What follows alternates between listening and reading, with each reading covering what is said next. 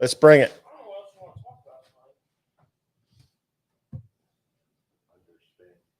I got that all set up, Doc.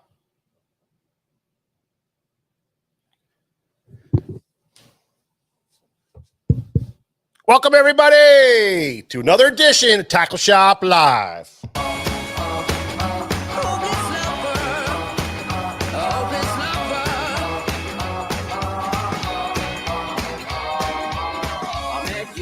Sunny day, right there you took my breath away.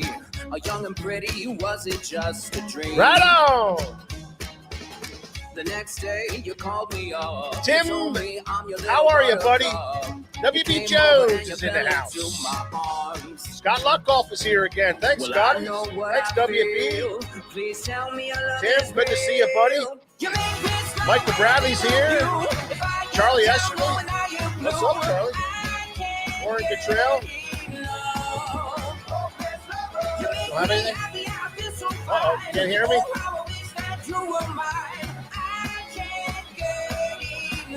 Hello, what's up, T? Can you hear me?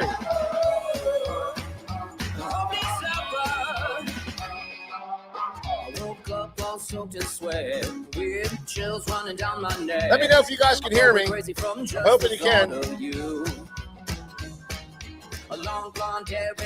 Can you hear me? Yeah. I can hear you. How you guys doing? Let me know if you can hear us. Okay, Robert. Yeah, he can hear us. Oh, cameraman Nick just gave me a heart attack like he always does. Robert Donnerhue's here. Robert Raveley. Mark, how you doing, buddy? Yeah, baby. Dave Schottlemeyer. What's up, brother? Cam Agreement, how you doing? Hey, we got the whole crew in here. Donald Rule's here. Ronald Knarr's here. Yeah, baby. Thank you. Kevin Carpenter, Jerry Otto, Robert Pretz. Yeah, we got the crew here, Nick. Well, we got a great show for you guys tonight. Man, it's good to see everybody stopping in. Telling you right now, I didn't know if I was going to make it. I'm not kidding you, man. What do you mean, Mike? You know, the last weekend, I went up to my mother-in-law's to help out with trimming some shrubs. You know, is basically what I was told. We're going to go up there. We're going to trim some shrubs. Chop everything down like an inch and a half. So you have little pieces about this big. You know what I'm saying? And so we went and we chopped everything, that's what we're going to do. So we get up here Friday night and we were talking and I was talking to my mother-in-law and she says to me, guess what, Mike, there's a cigar lounge in town, just up the road in Alexandria. She said, you can go up there and check it out tomorrow. I'm like, oh, hell yes. Thanks for letting me know. So I get up early in the morning and went out to the river at the Juniata.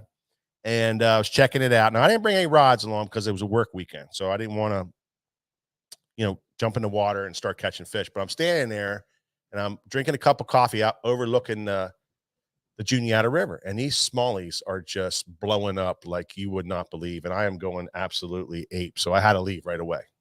So I left, went down to the cigar shop. They opened up, went in there, was hanging out. Man, this place was really cool. Met some cool guys down there, and like an hour into this thing, I get a phone call from my wife. She says, hey, you got to get back here right now. We're gonna the neighbor came over, they're cutting down the crabapple tree and you got to help him. He's 72 years old. I'm like, what's he cutting the crabapple tree down for? I mean, why wouldn't anybody plan this? So temperature now is about 80. It's like 10 11 o'clock in the morning and the temperature's like 85. So I go home and I start, I'm looking at this guy and I don't even get a chance to do anything. I just start carrying tree limbs and it's a 30-foot tree. And there's two guys up there just whacking this thing apart. Shit's flying everywhere and I'm just carrying it over and loading it up. And now it's like 90, and I'm carrying this stuff and I'm loading it up. And this 72-year-old guy is just working circles around me. And I'm like, what in the heck is going on? I'm just like faster and faster and run in and get some water and take some water. And I come back out. I'm carrying all these limbs and giant tree limbs and stuff. And they they get the tree cut down to where we wanted it, and we had to, you know, for a while there we had to stop loading stuff, and they cut it perfectly where she wanted it. And then these two young guys get up and they go out and they say, "Okay, Pap, we'll see you," and they leave. And now it's me and the 72-year-old guy cutting this freaking tree down. You know, finishing cleaning up this. I'm telling you, I mean, there's logs this big around, Nick. They were this long. They were this big around. The big ones were like that big around. I mean, it was a big ass crab. I never saw a crabapple tree so big. So the two kids that should have been carrying this stuff around, they left. They left. And it's like, now it's like 92 degrees and you know, and I'm carrying this stuff and I'm not in good shape. It pissed me off because, you know, now I'm on a new endeavor. I'm going to get back in shape. Well, I kind of agree with Tammy here, Mike. Yeah. Should have just went fishing. You're damn right. I should have just went fishing, and you know, it was a work weekend, and I don't know. But anyway, 4:30 is, you know, all that's laying there is these gigantic logs, and you know, he's like, "I got another trailer. We'll load these up and we'll take them over to my grandson's house and unload them." I'm like, "What?"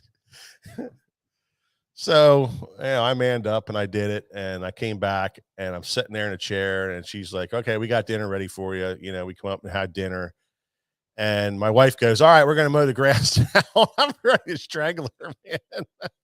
Well, you know, it's funny. How did you feel on Monday morning when you woke up? I honestly felt like somebody beat me up with a baseball bat. That's the truth. I'm terrible. I'm in bad shape, man. I'm turning over a new leaf. So today, I took off most of the day today, and my wife said to me, "We got to get the flower bed at the end of the driveway is a mess. You got to dig that out. And you got to put river gravel. Well, river rocks. The freaking rocks are like, you know, like this to little size like this. It was like what you find in a river." So I cleaned the flower bed out, and I put new weed guard down, and I ran down to the place, and I said, "I want, you know, it's only 3 foot by 10 feet. Well, she said, "You need this quarter scoop. You got any buckets?" Buckets? What the hell you need buckets for? She said, "Yeah, you got to put it in buckets." So she says, I said, "No, I don't have any buckets." So I went back home, got buckets. I came back, and she said, "Okay, it's this spot out there. Go out there and you can just fill your buckets up and then come up and then pay for it." So I go back there. Do you ever try to shovel river rock? That doesn't work. It doesn't work with a shovel. It's like the hardest thing in the world to do. And it's like 85 degrees. You need like an excavator for that. It was terrible. So anyway, I shoveled a half a ton of river rocks, took them up to my house and loaded those all in here. And now I'm here. Now I feel like somebody took my shoulder and ripped it. I took a hard hit like in a football game or something right here. I could barely pick it up. I'm telling you, Nick, it's bad. And I'm just being real with you guys, because I know some of you guys are sitting back at home and you're laughing at me, but I'm telling you right now, I'm being real. And some of you guys are full of shit. You guys too are hurting when you do this kind of stuff. So yeah, you're all macho until all of a sudden, you know, you go out and do it. Should have called Corbin. Yeah, absolutely. So anyway, I wanted to get that off my chest. So I'm getting into shape, going to get myself back into shape. And I'm gonna be able to shovel rocks and tear trees down without dying. Question for you, Mike. Yeah. So these two kids that walked away, Yeah. how old were they? Yeah. Good question. One was 25 and the other one was 18. All right. So Perfect candidates. So here's my question for you. Yeah. When you were 18 or 25, Yeah. if you would have walked away, My dad would have whooped my ass right on the spot. My grandfather would have shunned me. He would have made me feel like whatever, something terrible. But I never would do that. These kids left. I guess he had something to do. I don't know. And the guy kept saying, "Well, we were lucky to get him for that." And I didn't know they were going to be around. I was going to do it myself. I'm like, what the hell is your problem? 72 years old. So, I had to step it up a little bit, Nick, because I didn't want the 72-year-old to fall over dead. I've heard that story before. I know. All right. So Jason Stutzman, how you doing, buddy? Matthew Weimer, what's happening? We got a great show for you guys tonight. We're going to start talking about fish and tackle here in a minute. But we got a great topic about fishing underspins and what that's all about. And we also yeah, Mark, yeah, I hear you, brother. We also have, some conversation. There's a lot of stuff going on in this world right now, in the fishing world, about the forward facing sonar. So I'm going to breach the subject with George. Probably not going to go over real well, but we're going to talk, back and forth on it. And Nick, we're going to bring you in, and your positives and negatives, and what's all the fuss about it. So we're going to talk about that a little bit. We got some great tackle talk with some new tackle, and of course we're going to talk about the underspin. So George, are you ready to be with us? As long as the Bob Vila gardening hours over with, I'm all in. I mean, I'm just letting people know that there's a struggle in my life, and it's a true struggle. I like what Jeff says here. I thought it was like public broadcasting. What did Jeff say? English gardening. He says check engine light comes on at 50 years old. Yeah, it does. You're exactly right. I'm 57, man, and I have to do something. This is terrible. I was never one to turn away from hard work. I just never was. But I went tuna fishing a little while ago, and I had a tuna that whooped my ass, and I was like, there's something seriously wrong with me. Because I was like, there's no way a tuna's going to whoop my ass. Yeah, but George said that was technique. It was. I was muscling it over, but I'm just saying, you get to a certain age, and my tuna died, Nick. And all of a sudden you're like, what in the heck is going on with my body? It's just not operating the way my mind says I can do it, but my body says it can't. So I'm going to get my body right on it. So, all right, Toby Keith. Toby Keith. What the hell's that? Listen to some lyrics, you know what I'm talking about. Yeah. So we're all feeling everybody's pain. I'm glad. Yeah. The funny thing was about that tree, Tammy, was my brother-in-law. He only lived like 20 minutes.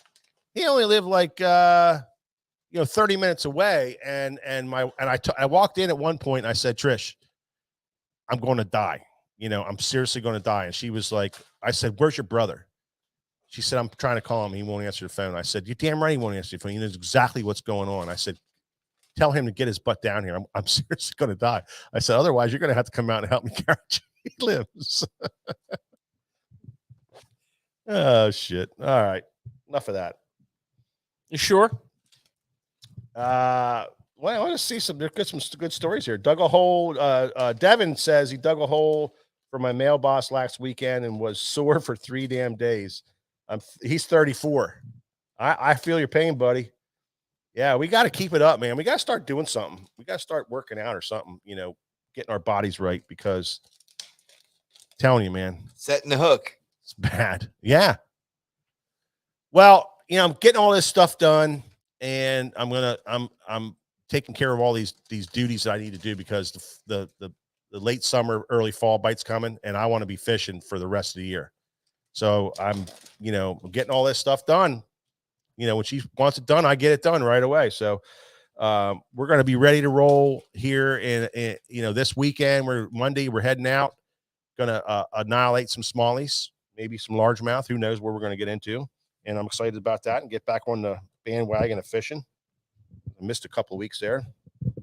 Don Roeder, good to see you. Yeah, Matt, I wasn't slacking. I wasn't here, and you came in and didn't see me. I wasn't slacking. Nope. All right. So, George, let's get into one of our favorite segments of the show. Let's get this whole show rolling with a little tackle talk.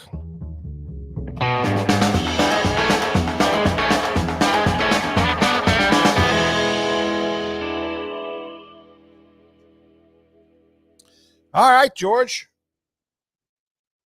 Glad you decided to join us. Well, I just wanted to miss the gardening segment. You know, I never was big on those PBS shows. You know, so I was here for Tackle Shop Live. I didn't know you were going to do a infomercial on. I just was letting it out there, man. 10 minutes. 10 minutes. You don't have to Yeah. you don't have to be all sourpuss about it. You could have got and jumped in and enjoyed the conversation. And There's absolutely nothing about gardening that I find it attractive. wasn't gardening. Oh, Wasn't gardening at all. I wasn't planting anything. I wasn't picking anything. I wasn't attempting to plant anything or attempting to pick anything. I was cutting down freaking trees and shoveling 3 tons of half a ton of rock today. well, Yeah. you didn't cut nothing down. You were the go fetch Well, guy, yeah, I was. and then you were the we ain't going to use our machine. Go get your shovel guy, and that's cool. All right. But what I like to talk about is fishing tackle and fishing techniques and tournaments and catching fish and that kind Yeah. of stuff. Well, have at it, brother. That's what I like. That's what I like. Show us guys some new tackle and some cool tackle. Well, And tell us what it's all about. I got some stuff that's relevant. Yeah. Okay. So, after last week, finishing up that St. Lawrence Elite Series tournament. Oh, man. You want to talk about catching some giant smallmouth and lots of them. Golly, that was crazy. Yeah. Got me thinking. Focus a couple items tonight on that tournament. So one of the things I want to show you is something that's been happening for a while. And I've kind of been seeing this going on since kind of day one because of who I spend a lot of time up at the St. Lawrence fishing with. A good friend of mine who has put this bait to work for years. And this bait, and the thing I want you to impress upon you about these giant smallmouth is the size of the baits that they eat to catch the big boys. That is a 3-inch Hasdong shad. Okay? That is literally one of the hottest drop shotting baits in the country right now. Now, just to put it in perspective,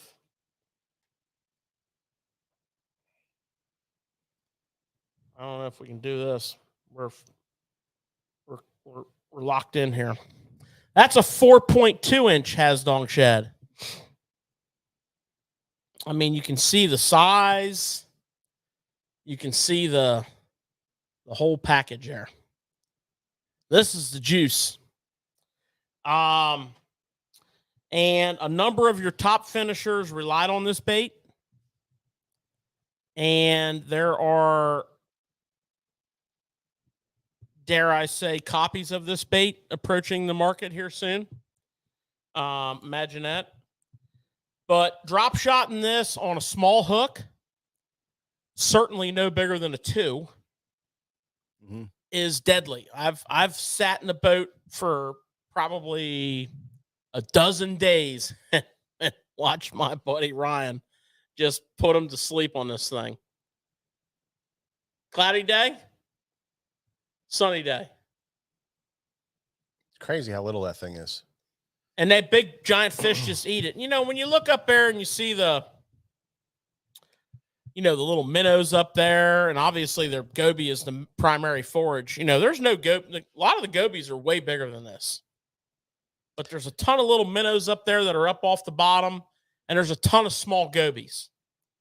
And those big fish, Well, I mean, it's like hunting elephants with peanuts. You know what I'm saying? Well, exactly. That's exactly right. And I read an article in the latest, I think it was the Bass Times, I think it just came out, and Gussie was in there talking about it, and the Johnson, I think it was Chris Johnson, and they said that, believe it or not, that the Great Lakes and the Thousand Islands region is getting, and those types of bodies of water, the Cayuga, where there's smallmouth, and some of these different smallmouth areas, they're getting so pressured that the small baits is a big fish catcher, and it's really the route to go now to trick those big fish into biting. And a lot of those guys were up there were using 3-inch and 4, no bigger than 3.5-inch baits. They were just Throwing some small baits out there. Second place in the tournament, fished the top bait. Yeah. So this is the CJ Smasher. Yeah, Chris Johnson, that's his bait. That's what he was using. And it's the same size. And they're just scaling way down. Those Basically guys, the same profile. and they're catching 6 and 7 pounders on those baits. And this has been their bait for a couple years now. Yeah. This is the Spro.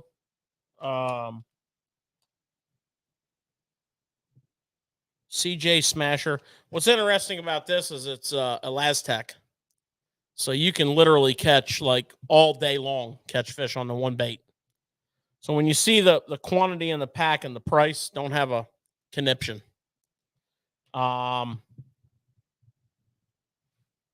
We had one pro in the top 10, Koto Kiriyama, who fished this bait on a little bitty jig head, 3/32 ounce jig head.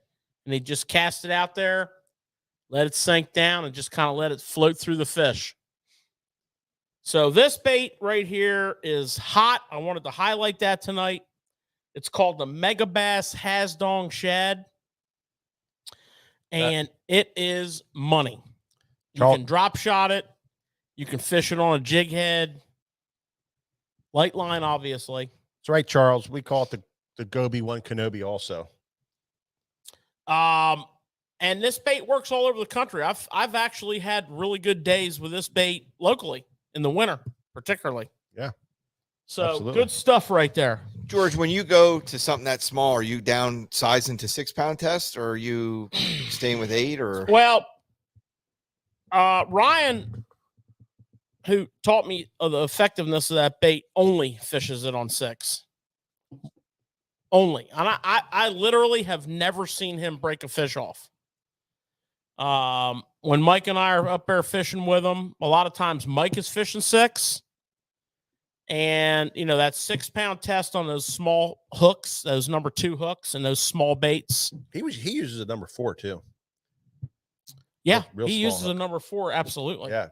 Owner, mosquito hook number 4. Yeah, he uses a number 4. He uses Little a number bitty thing. 4. Number 4 and number 2, Catches 6 pound giants. test. He fishes that Flissa 7.5 Destroyer Flissa. That's a great rod. It's a 7.5. So much fun to fish it. Imagine telling somebody your drop shot rod 7.5. So much fun to fish that rod. The whole rod bows over, man, and that fish makes a run, and that rod just goes and brings them right back up. And you know, the other thing is that drag. You know, we talk about drag. You know, everybody's all hung up on how many pounds of drag their reel makes. Who cares? It's how smooth and seamless is it when you're fishing a little 2 or a 4 hook, 6 pound line, and you have a 6+ pound smallmouth on. Mm-hmm. That is just absolutely going to the bottom.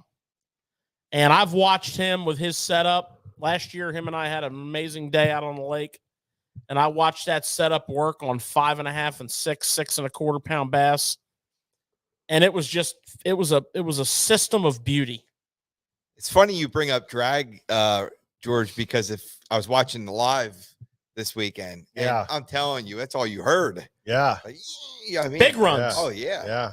Yeah, I mean, if you think about your bass fishing, let's just talk about bass fishing. Oh, up there.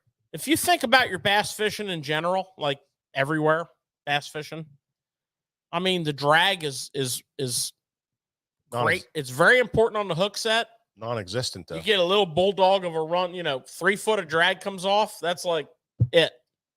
Maybe they make another surge but the trick is that drag has to be seamless. That drag can't be sticking. That drag can't be chattering. That drag can't be when you're like max pressured out and you're worried about your line. That's when that drag should come on, right before that moment. And when you're fishing with a hook that's tiny and a bait that's tiny and 6 pound test line, and you literally have 6 pound smallmouth that are bulldogging to the bottom and you cannot turn them. And that drag is just like, I mean, that's when you want to know, you spent a lot of time, a lot of effort, a lot of money. You put up with a lot of weather to get that bite. And you got the right hook, the right line, the right bait, the right rod, and the wrong drag. That's not the time to figure that out. There's a lot of fishing where the drag's not that critical. Big, heavy line, set the hook, wrench him out of the water, whatever. But when it is important, it is important. And it's part of this equation. Because this is where it is important. It's one of the greatest smallmouth fisheries on earth. And they're using these little bitty baits. So I wanted to show you that. What were they? You really didn't go over them other than the Hasdong shad. What's this thing? The CJ Smasher. We just talked about that. That's what it's called, a CJ Smasher. Mm-hmm. And it's made by Spro. Yeah. And it has Duratough plastic. Right. We did all that. We stretched it out. We showed people the package, talked about the construction of the bait. I was bleeding to death over What it's here. made out of. Maybe I didn't. Yeah. What was the other bait? The other bait I wanted to talk about was and this is starting to get a lot of press again, is the American Bait Works stuff. They have all kinds of specialty drop shot baits, but look at, talking again about small baits. So here's the CJ Smasher, and here is the 3.5-inch flat shad. Look at that. Again, a tiny little bait. Drop shot approach. You're not putting that on jig head. And that's a fish catcher right there. What's cool about the net bait, they got it under the net bait label, but if you look there, it's STH, which is a Canadian company they bought called Set the Hook. What's cool about it, everything is injected with bait fuel. Love me that bait fuel, Nick. The bait fuel scent's injected into everything. So wanted to highlight some of those baits, particularly the Hasdong shad. This bigger Hasdong shad plays in a number of ways, particularly, jig head, swim bait, or one of the topics we're going to talk about tonight, underspin. But I primarily brought it out as a size comparison to show the difference between the 3-inch and the 4.2. That's just kind of cool.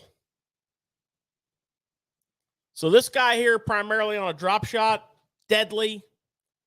The green pumpkin shad, the green pumpkin chartreuse, the ghost shad. There's a bunch of good colors.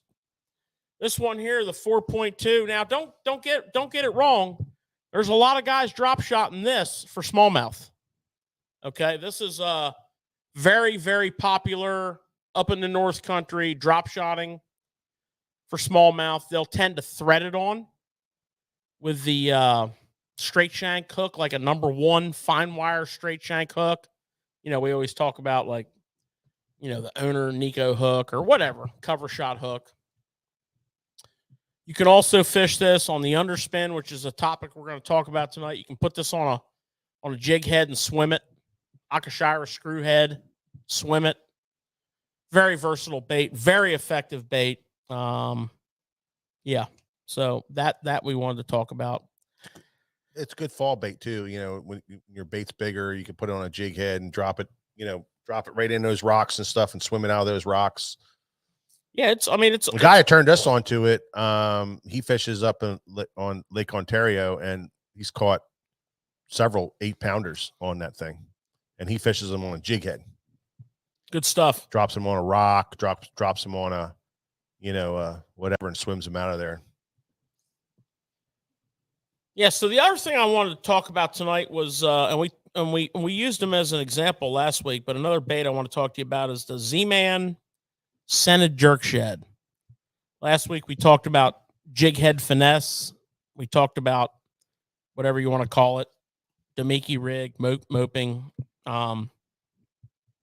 We talked about the style of baits. Well, tonight on Tackle Talk, I wanted to highlight the actual scented jerk shad. What's that scented with? It's scented with Pro Cure Super Gel. which is a company that makes a bait scent for a variety of different fishing situations. I think they're best known in like the salmon market. Isn't that what they were using when we were tuna fishing? Procure? I don't think so. I think so. So what you got here is you have the family, La Familia. You know what I'm saying, Nick? Once you're in, you can't get out. You know who I mean, right? The mafia. You got the 3.5 inch, which is new this year, right here. Got any salt in that? Okay. It's got salt on it. How about a salt check? No salt check. So this is called Gussie's Glimmer Blue. It's definitely got salt in it. Look at the salt coming out of it. Oh, yeah. Look at that. Yeah. Not bad, huh? Gussie's Glimmer Blue is the top one and the middle one. Now, when you win a Bassmasters Classic and an Elite Series on a bait in a technique, you get to have your color named after you. So we have the 3.5 inch. We have the 4 inch. And we have the 5 inch. This color right here, I wanted to highlight for you. This has been a hot color for the last year. It's called Disco Cisco. Disco Cisco. So check them out. Scented jerk shad. Endless possibilities. You know, as we talked last week, Demiki rig, moping, whatever you want to call it. Bouncing the bottom with a jig head. Fishing this weightless. Now, I would put a little weight on it in the form of a swivel or a little bit of a light belly weighted hook just because it's a Laztec. Fish it like a fluke style bait. And it's just on and on and on. Makes a great trailer on whatever. So scented jerk shads, check them out. The family has grown 3 sizes, pile of colors. And we got a bunch of them in stock here at sfttackle.com for you to check out. And we do like them. Do we not? Love them. Love them to death.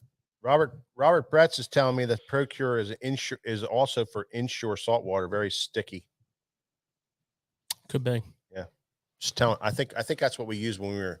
I think we were fishing for maybe red snapper or something. But remember putting that on the baits. Possible.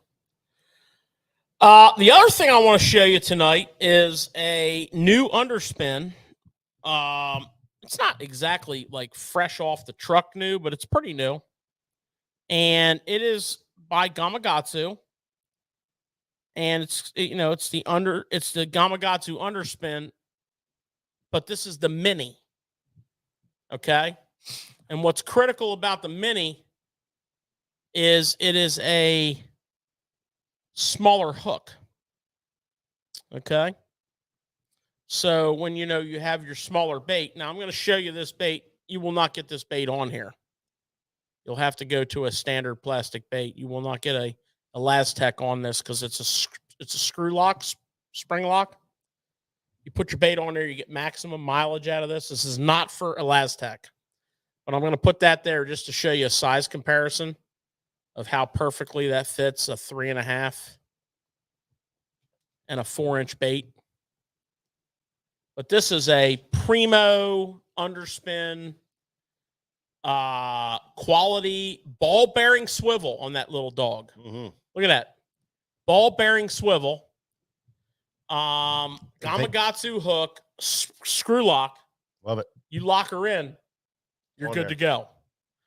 And we're going to talk about underspins later tonight, but we're going to highlight this bad boy right now because the Underspin Mini is a precision underspin. It's awesome. And there's a lot of great underspins on the market. We carry 4 or 5 other ones, but this is the one we want to highlight for you tonight on Tackle Talk. Gamakatsu Underspin Mini. And I highly recommend that you check them out along with the spring lock spinner. Now, the name's a little funky, but basically it is a belly weighted swim bait hook. And there's a couple really cool things about this that we have to talk about. If we just let it hang on the wall back there, or if you just look at it on the website, you're like, just another belly weighted hook. Well, it's not. Okay. So we have the blade, we have the lead, but this spring is double. It doesn't have one point on the end. It has 2 points to start. So you have a point on this side and you have a point on this side. Get more gription. They call it the double down. Double down spring. Double down. Usually the worst thing I do in blackjack Yeah. is double down. Actually, the worst thing I do in blackjack is split them and then double down. Yeah. That little spring right there really bites in. It's super easy to, you try to align a small bait onto a spring. Sometimes stuff goes sideways. This is great. Gamakatsu hook. And you know what? I like from a 3/16 3/0 up to a 7/0 half ounce. 7/0 half ounce. Yeah, so I mean, you can rig everything from a small little swim bait to a mag draft freestyle. 6-incher. Okay. 6-inch. A lot of plastic. Very, very good stuff. Beautiful. Very, very good stuff. So there you go with that. And that's just another bladed, weighted, belly weight weighted hook. Yeah. From all the brands, they all have them. But Yep. Gamakatsu did something different there. I wanted to highlight for you on Tackle Talk tonight. And that's all I got for you, boys. Unless you got any questions for me. No, not really. I Good. mean, Keep them at a minimum. I got a question. I knew it. So the jerk shed, you mentioned that particular jig head's not really good for that one. Yeah, you can't do a screw lock on Elastec. What jig head would you recommend for that particular jerk shed? That's actually a very good question. Slide your camera on over here. So there's a couple things you can do with Elastec that works really, really well. One of the things that I think is phenomenal is what I call the collar keeper. Get a shot on that, Nick. This is actually an underspin. It's made by Strike King. You see that collar? So it's tapered on the back, straight collared edge, like a shoulder almost. This style of keeper is phenomenal with Elastec. A lot of companies use it. I know Strike King uses it on the spin head. They use it on their squadron head. They have a baby squadron head, a weedless squadron head. Every size from an eighth to an ounce. You can match every size of Elastec. It holds it really, really well. Okay. Now, some of the barbed jig heads work well, but if the barbs are too aggressive, it's really, really hard to get the Elastec over them. Once you do, it's in. But is it really worth that? The wire type barbs, instead of the big pointy lead barbs, but like the wire barbs are phenomenal with Elastec. They're actually very hard to get the bait back off of. But I love the collared style keeper. I've had phenomenal success with that on Elastec.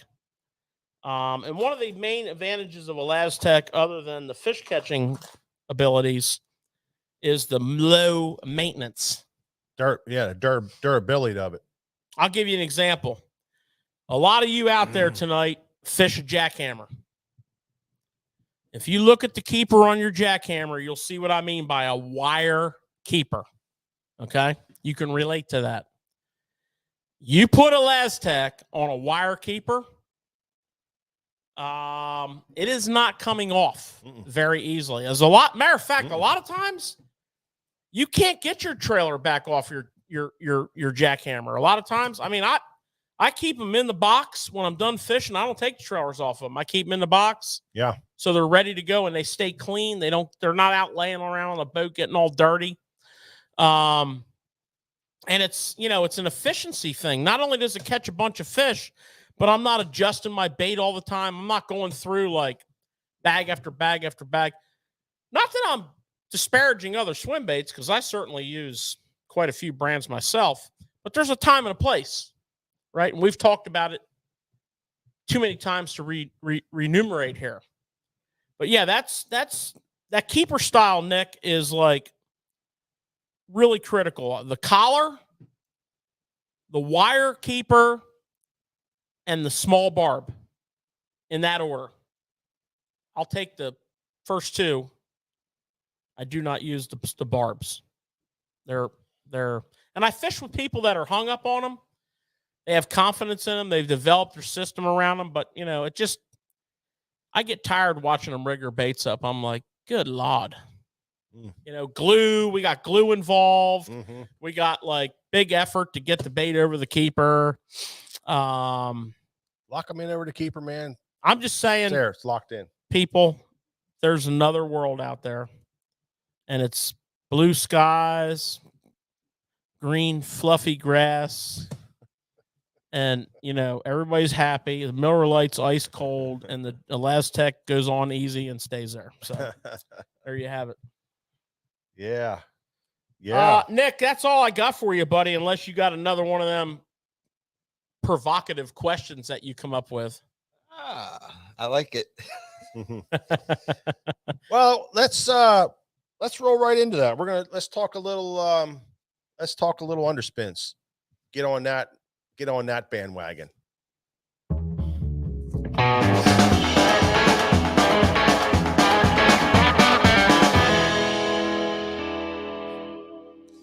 So can I answer Robert Bretz's question first? Somebody already did.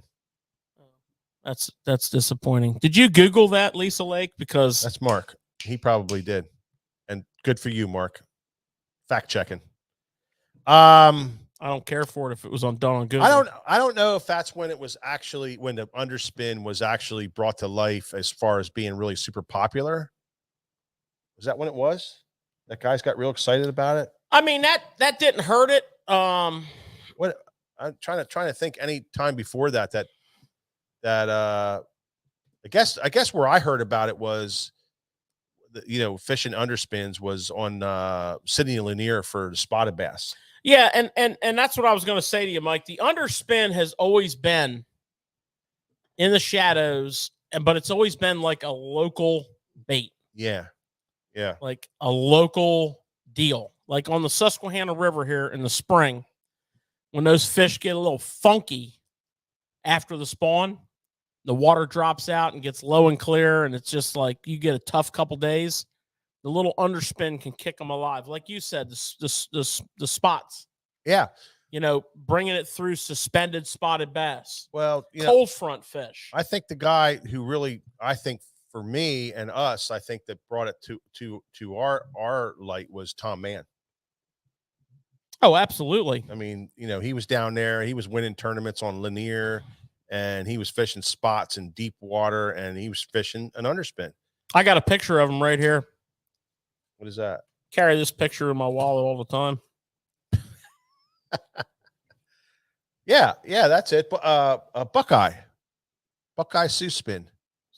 Let's all look at Tom Mann Jr. That's one of the newest. That's one of the oldest ones that I think we have in the shop. It's one of the best ones we have in the shop. Yeah. So back in the day, Tom Mann teamed up with Buckeye, because Tom Mann was a legendary Lanier guide. Legendary Lanier, legendary fisherman, legendary guide, legendary. I mean, he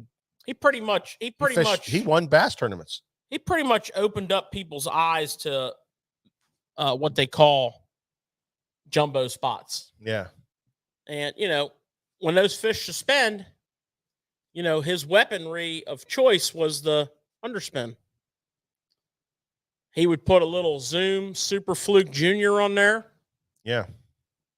Put your favorite flavor on there. Super Spook Junior or Super Fluke Junior.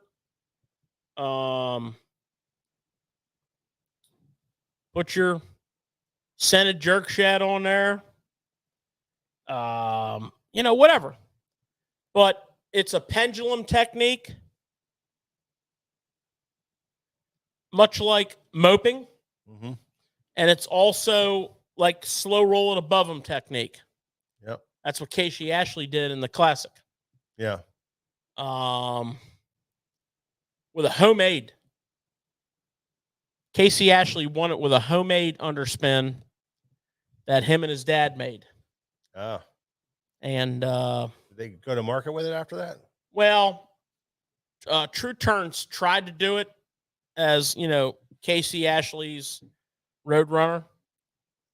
Oh. But that was like, Failed. yeah. Too little, too late. So the beauty of the underspin is, so here's how I recommend you all relate to it. Picture the small swim bait on the jig head on a spinning rod. Everybody relates to that bait. Everybody uses that bait. Everybody relates to that bait. That bait is useful on forward-facing sonar. That bait is useful for fan casting areas that are holding fish. That bait is useful as a jig bait in a tough situation or a cold front situation or a cold weather time of year situation. It's just, boot foot swim bait, jig head swim bait. No matter how you slice it, no matter how you dice it, the majority of you out there probably use one on a regular Catches fish. daily basis. Everybody throws it. Okay. So all we're talking about here is taking that exact same concept and adding the blade. Okay. So from that perspective, now you are swimming your swim bait and you're adding in a little more bling to it. Very, very similar to taking a larger swim bait and rigging it on a belly weighted hook. And I kind of put these in the same category. This is not a jig head, but to me, it's kind of in the same category. I don't totally put them together in all circumstances, but I don't differentiate them that much. Yeah.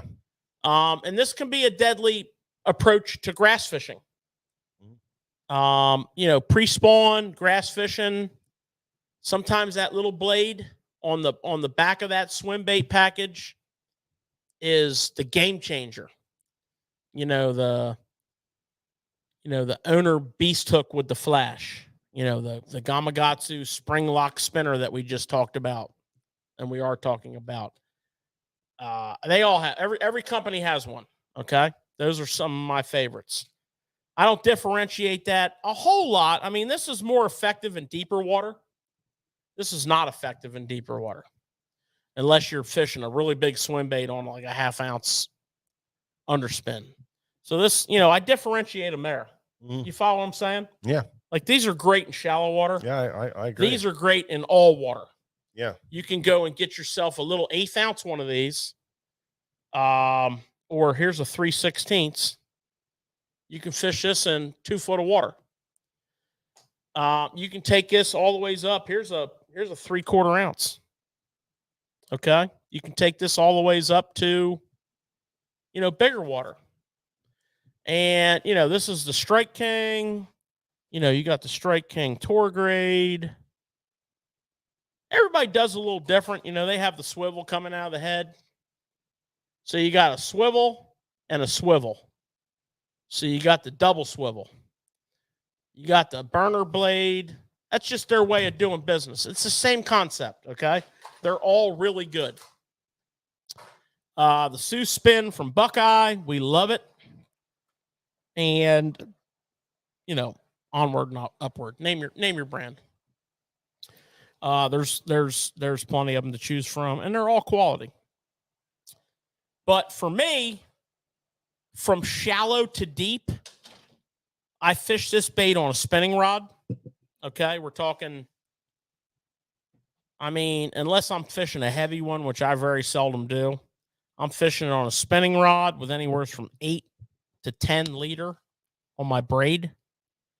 I'm fishing it as a straight retrieve bait in shallow water, but a lot of times in deeper water, and for me, it's colder water.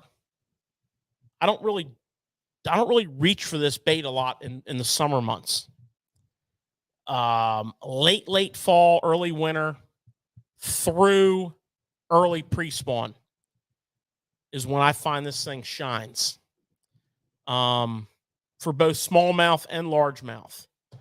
And if you look in, we do a lot of smallmouth fishing out of a jet boat. And if you look in our jet boat, we got a little hanger there for like some go-tos. There's a couple of them just hanging there at all times. And, you know, tough bite. You're not done your search till you throw that. You know, deeper, colder water fish that you haven't unlocked yet, you haven't figured it out until you've thrown that. Last week we talked about jig head finesse, moping, whatever you want to call it. That usually gets the job done. Yeah. But every once in a while, that bad boy, and it's, you know, we really relate to it in pre-spawn. But don't forget late fall, early winter, because pre-spawn's even early fall. Even when those fish are suspended, in that early September.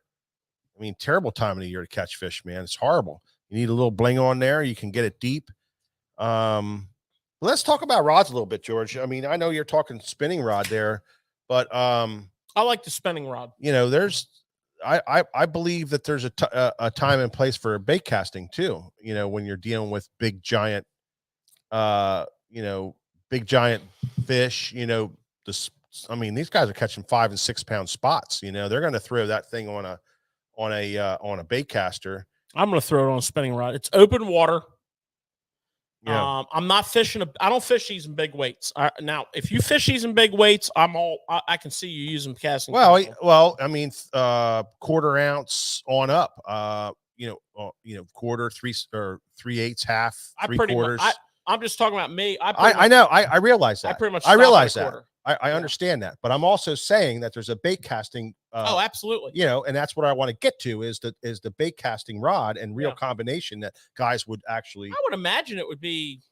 You know, I mean, I don't use it on a bait caster, so I don't know what I would like it on, but I would imagine like 7 foot medium.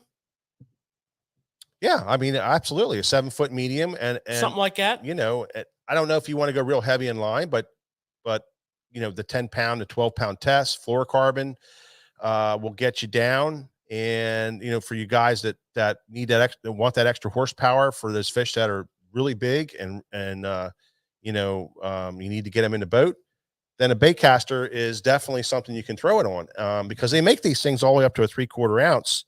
And there's not a lot of times where, you know, when you're throwing that big bait that a spinning rod is going to work for you. So, you know, the bait caster, but I think you want to go as light a line as possible and a nice soft tip, a medium action rod on that bait caster, something soft enough that it'll take that shock of those fish dipping and diving.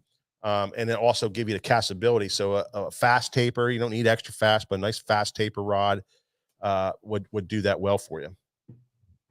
Yeah, well, don't forget, guys, you have a single hook here. It's not a real heavy gauge hook. So once that hook's home, you got them.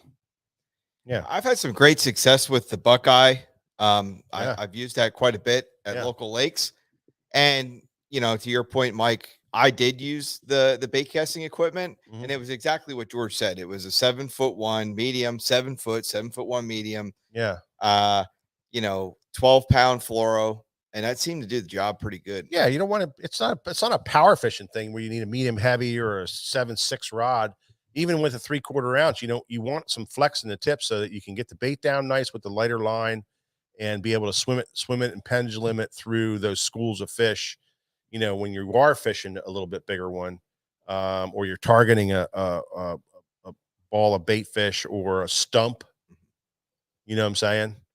Or some kind of structure. Yeah, I was going to say I was using like a 3/8 Yeah. to a half ounce. Yeah. So that, right in that range. Yeah, and I think that's dynamite. I mean, these baits in early September, when you're fishing, schooled up fish that are over top of real deep water. We have it here in Pennsylvania on a bunch of lakes, and I think it's everywhere across the nation.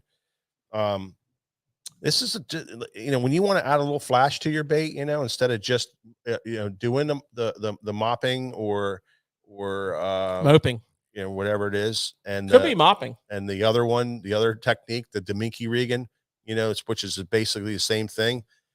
When you don't want to, you're not getting the bites you think you're going to be getting. This is a great bait to mix into that mix and add a little flash to it, and maybe excite the fish to get some extra bites. So it's kind of like in September on, it's one you want to do both. You want to have that the Mickey rig rigged up, and you also want to have a underspin rigged up, for the same situation. So George, the way I used mine was traditionally I'd see like let's say a lay down rock, and I was bringing that across that kind of. But the reason why I think you kind of brought it up today was because of the last tournament we watched on the St. Lawrence. There was individuals throwing that. How were they using it? They were forward facing, targeting individual fish and swimming it above their head, which is a precision approach. But that blade was a trigger. Yeah. Whether it was exactly what I was saying. There definitely is a trigger there, different than the Deminky rigging. Whether it was or it wasn't, we'll never know, because I forget who it was in the top 10. That's all he threw. He was catching a lot of fish, finished in the top 10. So whether it was or it wasn't, we'll never know. I know when those fish are suspended, and it's it can be any time of the year, but I know when fish are suspended and you're trying to get over them and through them, but staying above them, this is a great option, and it works. It works quite well. Tell you a funny story about the last one. The last big fish I hooked on one of these was several years ago, and I was actually swimming it through fairly shallow water that had some milfoil growing in it, maybe 4 foot, 5 foot deep.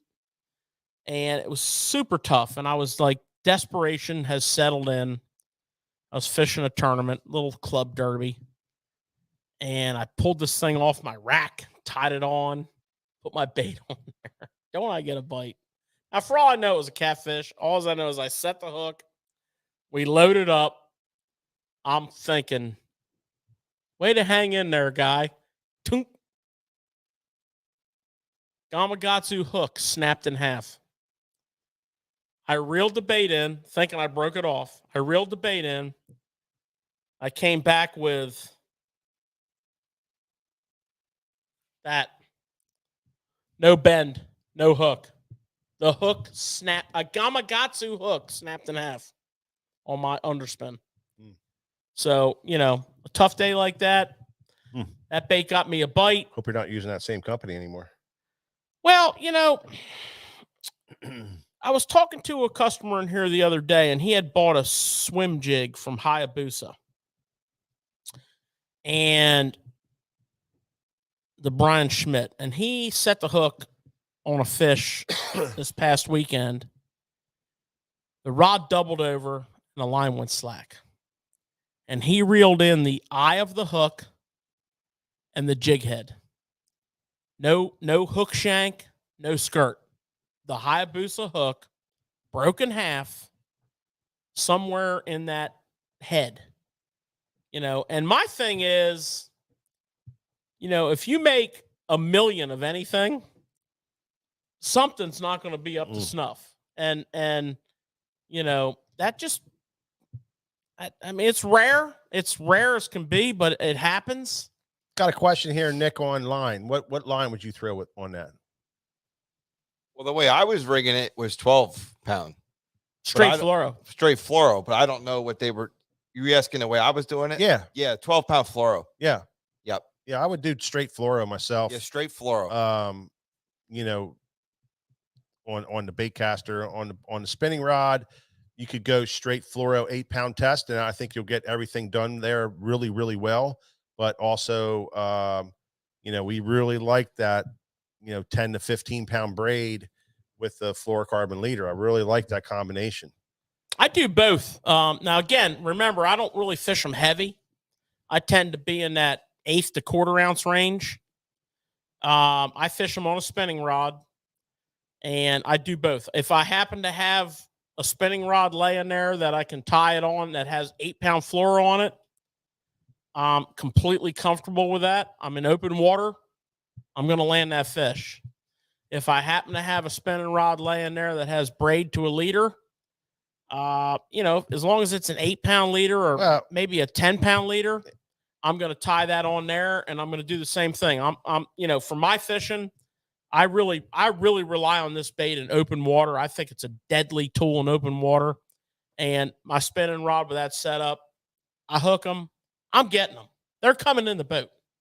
You know, either way. But you got to understand, you got, you know, a lot of guys would say, man, I don't like braid for that because it's, you know, it's too quick, too fast. But we're using 10 to 12-foot leaders, you know. Oh, yeah, I have no problem with the braid. We use a much longer leader. So you're building in a little stretch in there, you know, that you may need, but to slow your hook set down a little bit on that technique. And like I said earlier, they load up on that bait, you know, like crazy. They just load up on it, and it's not like a dunk and they got it in their mouth. They load up on this thing just like they do on your jig and paddle tail bait. If you set if you set the hook right away, you're pulling it right out of their mouth. You're going to have a lot of miss fish. So you got to be careful about that. So the braid kind of speeds that up a little bit. So you got to be real careful. You got to throw it out. You got to let the fish load up on it, and then let them turn, and then you can, and you'll know it, you know, and then you can set it. But a lot of guys miss a lot of fish on this technique and the jig paddle tail technique. It's just because you feel the bite and you're setting the hook way too soon. That's a great point. Yeah, it's very, very difficult. You can take it one step further, Nick. It's really bad with smallmouth. Right. You're reeling your jig in or your underspin. Tunk. Keep reeling. Sometimes if you set the hook, sometimes you'll get the fish. Most of the times you won't. Smallmouth, it's just, I call it the double tap, smallmouth double tap. It's like, tunk, tunk. The second time, the rod just bends down. Yeah. I don't know what them little suckers are doing.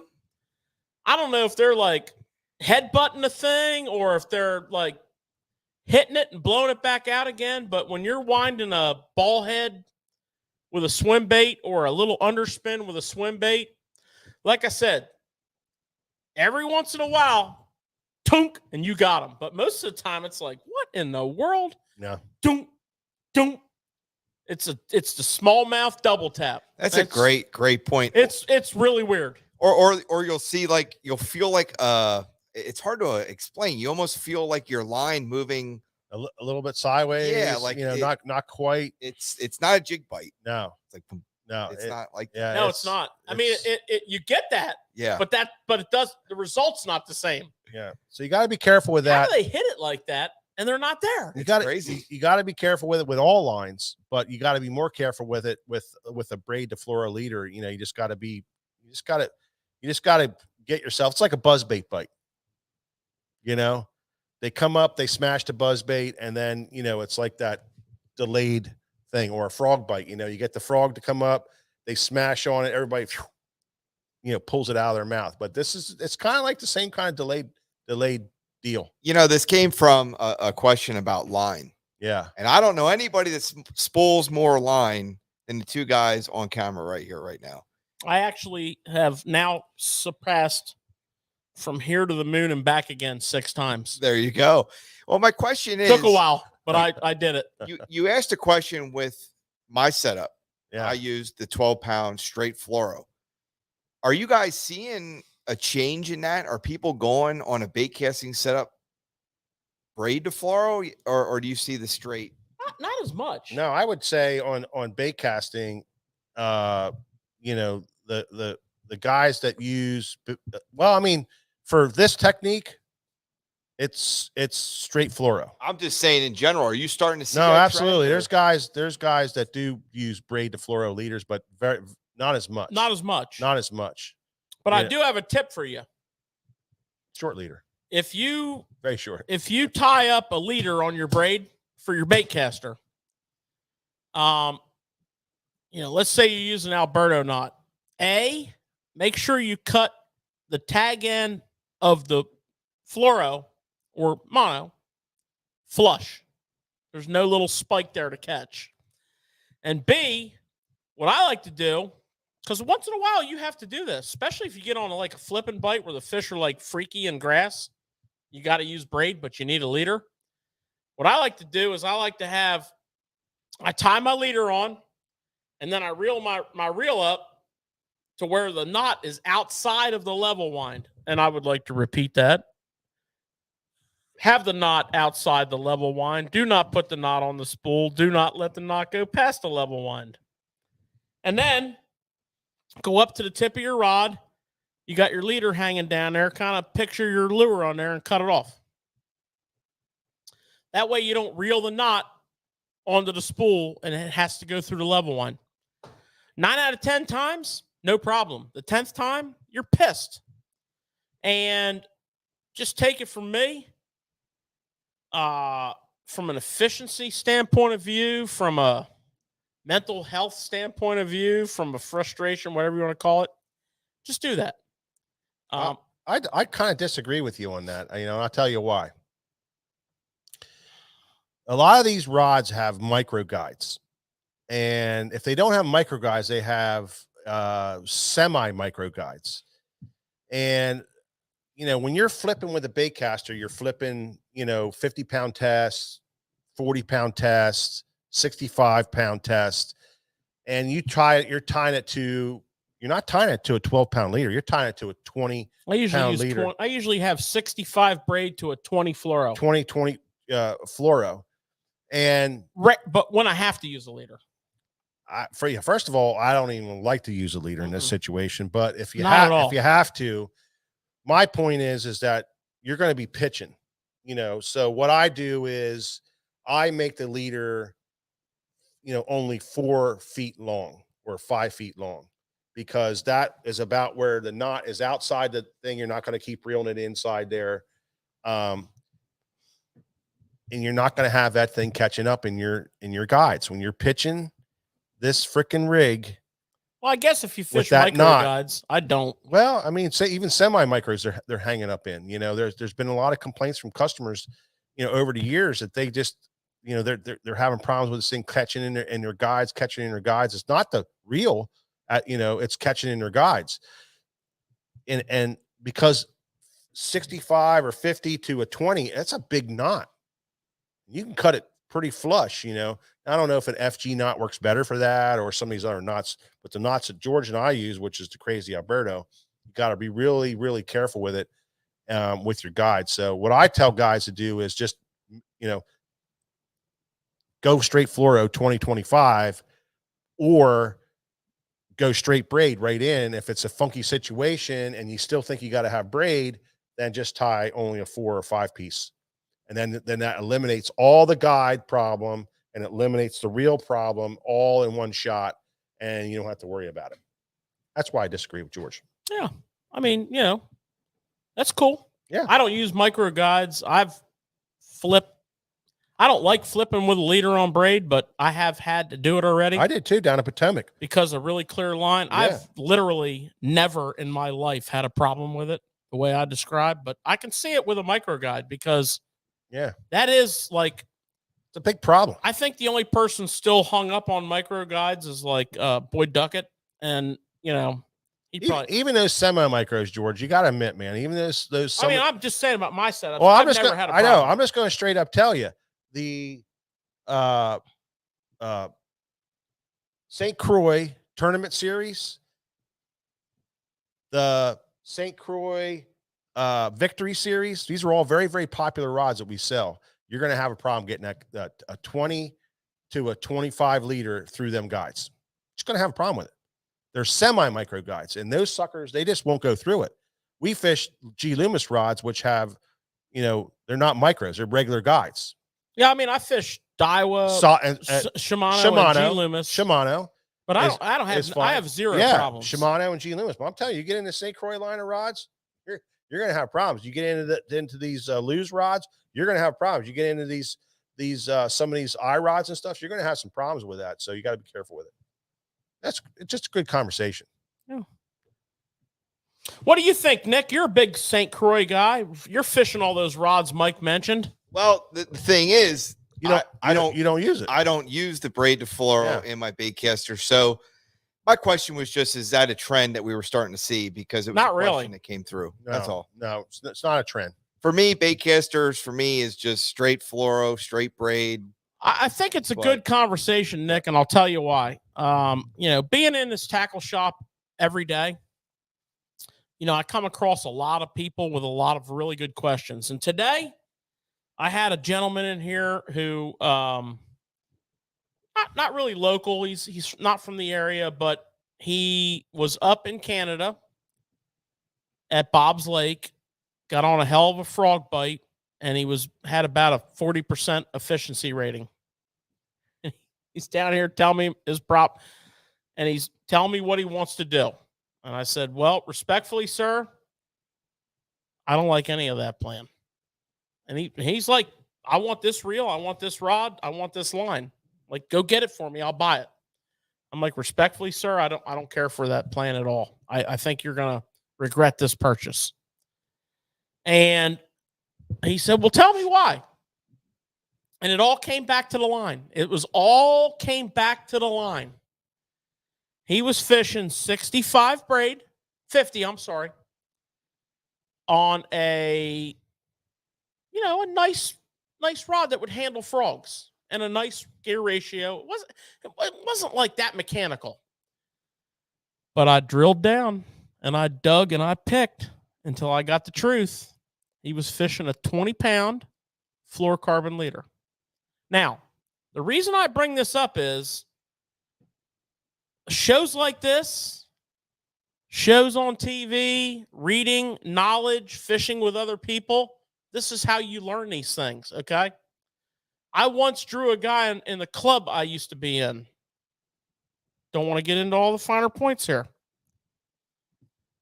But my man whooped your ass. Well, no, let me finish before Mike adjusts the story. He did. My man, I don't even know what you're talking about, but let me finish my story. I know exactly what you're talking about. I heard the story 3,000 times. Okay. Well, so my man had a bait caster set up with 50-pound braid, and I told him we were going frogging. And we run down. It's a tough bite. Club tournament, district tournament, tough, real tough. First fish that eats his frog is like the biggest fish that lives in this lake. Like, huge. Call him up. He sets the hook. Big head comes out of the water. Line breaks. Like, because he told me he had 50-pound braid on. I'm like, how did you break 50-pound braid on that fish? He goes, well, I had a 10-pound test leader on it. So what I said was, okay, you shouldn't be tournament fishing. Like, we have to fix this. I said, you fish braid straight to your frog, braid straight to almost everything. We had a learning moment. As far as the rest of the story, I don't know what he's talking about. The guy caught like one more fish the rest of the day and bitched and pissed and moaned about everything that went on for 7 straight hours. And at the end of the day, I said, thank you for fishing with me today. And if I ever draw you again, you're not welcome on my boat. But that's another story. Well, but I think it's a learning curve here on this line, Nick, and it's a great question that kind of opened it up. So you can go with it or you can go without. It's much easier just to go without the braid if you're worried about the fish seeing your line and you get down there in August when the water's like super crystal clear and you don't want to flip the braid in the grass. Plus the fish are really skittery and spooky. The braid makes a lot of noise in the grass and stuff like that. That's a problem. I would just go straight fluorocarbon, 20, 25 pound test. And then you don't have to worry about any knots and all that kind of stuff. And you're still going to get the fish, set and hooked and brought to the boat. Now, can't frog with fluorocarbon. You can't frog with monofilament. You can't frog with copolymer, period. End of statement. You tie direct to that thing every single time and never put a leader on. Unless you put one of them real stiff ones on, like a stiffy, like a 30 pound, like I guess it helps with tangling hooks or something. I don't know. I remember before we had braid and we were frogging. Never worked. It's terrible. Here's how we frog before braid. One guy fished a frog, and this was famous for us on the Hudson River. And the other guy stood there with a backup bait. And the frog guy was using like a medieval weapon that you might see in a Nordic torture chamber. With a 5-to-1 ratio Abu 5500C with 30-pound Berkeley big game. And you would literally throw your back at a joint setting the hook. And the backup guy would just simply throw into the hole and catch the fish on whatever. My dad and I did that very successfully in a tournament one time at a Hudson. He threw the frog. For some reason, he was down with that. And I threw a Johnson silver minnow and cleaned up every bite. And fish frustrated him to hell. We didn't have braid. They didn't have it yet. So, well, live and learn about line, boys. South Jersey, that's what I was saying about that FG knot. That's a little bit different. And I know you can put a top shot on there and run it through some of the guides a lot better. So absolutely. Thanks for that.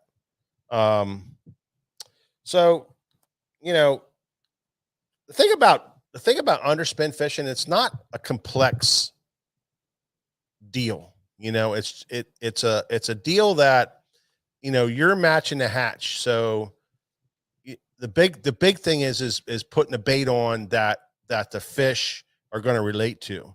And most of the time you're fishing shad, or you're fishing, some kind of a shad type of thing, whether it be, alewives or gizzards or whatever. You might have to change your color, and and then the time of the year you may have to change your size. There's a few companies like George showed you tonight that makes a smaller hook, like I think that's a 2.0 hook in that, maybe a 3.0 that'll fit most of your 3-inch and 4-inch swim baits. That's the Gamakatsu. What's cool about this, it's a 1.0. Is it a 1.0? Yeah. So, there is these underspins that you can throw all the different size baits on. So you got to kind of really, all you're doing is matching the hatch like we do any other time of the year. And, and then it's finding the school of fish, finding the bait, the school of fish, and then being able to get your bait to that level, wherever they're at, to fish them. And like George said earlier, we fish them in 3 foot of water to 6 foot of water all the time. And it's just a steady retrieve, throw it out, steady retrieve back, maybe a little bit of shaking of the rod a little bit, but it's the blade letting the blade do the work. But the pendulum, throwing out and letting the bait pendulum through the school, that works flat out the deal. Now, what's funny about that, Mike? We learned that and we got pretty good at it before we had forward facing. That's exactly right. As a matter of fact, I don't know that you and I have ever fished a day. Yeah. With forward-facing sonar with an underspin. I don't think we did. I don't think we did. We haven't. Back in the dark ages, when all we had was like 2D side imaging and down imaging, when life was miserable. Yeah. And sucked. Yeah. Not really, joking. Yeah. But back in those days, you found fish. We always were looking for bait. We knew we were on a suspended fish bite. Yeah. We always were looking for bait. We were looking down at our graph, okay? But we were looking down. Mm-hmm. And our assumption was, hey, if there's fish here, there's fish there. Yeah, exactly. And we would do circles through the area, and we'd be like, yo, there's fish there, and we would cast it out, let it fall. We kind of had an idea of the fall rate, and then we'd kind of, after it pendulum down, we kind of swim it through there, and lo and behold, we'd catch a fish without seeing it on our graph. Well, back in the day, the cast was the deal. The angle, Not only the angle, lineup, not only that, but the distance. You didn't want to like throw 100 miles out. You wanted to have a controlled cast. So in other words, you were throwing 20, 25 feet shorter casts and letting them pendulum through there, because if you try to throw farther and let it pendulum, it would get underneath the fish before they really got to it. So you were trying to throw 20, 25 feet out in front of the boat and letting it swing through those fish. And you kind of can control the level. You know, you were like, okay, well, these fish are all at 18 feet. So when you throw out 20 feet, you didn't have to do a lot of reeling, but you did have to do a little bit of reeling. Once it got on the pendulum, you just reeled it back real slow, and you could control your depth. And that's what you had. You know, now with the forward facing, you can really see where your fish is, and you can see your bait, and then you can bring it right over top their heads. And I don't know about you, George, but I want mine to come across the tops. I don't want to go below them. Almost every game fish that swims, except for the savages that live in the saltwater, will not go down for a bait. I shouldn't say that. Very rarely will they dive, but they're quick to come up for a bait. Right. You know, I mean, yeah. And that might even be a bit of a strong statement, but I'm gonna stick by it because that's what I have seen. And I know you have seen it with me. And guys say, well, they go down after it, but they, you know, if you threw it a perfect cast and you go through that fish, he's picking it up, you know, above, and then he's jumping in on it and then following it in. Well, but he's not diving. And not for nothing. And I'm no forward facing expert by any means. I'm in the very steep part of my learning curve. But I will tell you this. The majority of the fish that I have seen follow my bait down absolutely do not touch it, even when I pop it back up. I mean, there's many times when I have multiple fish follow the bait down, pop it, and they follow it up. And then as it falls back down again, they follow it back down. Yeah. And you're going to get a lot more of that than you are eating. I'm no expert on that, but that's my experience. I know from me and Mike's experience of fishing years together with this technique, if we stay above where we think they are, we catch them. Yeah, you'll catch them. Last week when we were talking about mopping, Demiki. Yep. We talked about how accurate you need to be if you're going to utilize forward facing. Yeah. Now, if you utilize forward facing for this technique or that technique, I think you're going to find something very interesting. A lot of times, if you cast out onto a fish that is aggressive or hungry, that fish has the bait way before you'd ever think they do. Yeah. I couldn't agree with you more, Nick. That is so true. It's so interesting, but you got the most sensitive rod on earth. Yep. That fish, if you watch your forward facing, the fish has already come up, has already committed to it. And we're just like waiting for it to go, their bait to go down or whatever. It's the most interesting thing. Yeah. They'll chase up a lot. It's pretty cool. It's kind of like when you're watching a bass eat a bait. You see him eat the bait like clear as day, but you don't feel him eat the bait. It's not like a jig bite where it's like tunk. You know, the only time I notice that is when I'm wacky rigging with a jig head. And I think the jig head hitting them in the roof of the mouth, I feel. Because I'll sight fish them, especially smallmouth and current in the summer when it's like, you know, you just want to go home because it's so tough. And you're like, no, I'm going to catch 5 fish first. And, you know, you see like that beautiful bronze back silhouette out there. And you got the current and the wind. And you're like, okay, I'm going to lead them a little bit here. And you see them go like that. If you have the jig head on, most of the time you feel the tunk. But if you don't, I saw what I saw. But I have no confirmation of that. I just set the hook. Well, what's interesting to me is as I've seen this multiple times, it confirms something to me. You know, here we have this new jerk shed, and what does it have on it? Scent. Scent. Yeah. As I seen these baits getting eaten before I could tell humanly that I had a bite. Yeah. But I seen what I seen. It confirmed to me that utilize scent. Yeah. If you can, because that's going to help that fish Hold on to it. hold on to that Mhm. longer. I think it's don't. I great. don't. Salt baits, salt baits and stuff Yeah, like and that. I don't deny any of that. I think the salt actually is probably more powerful.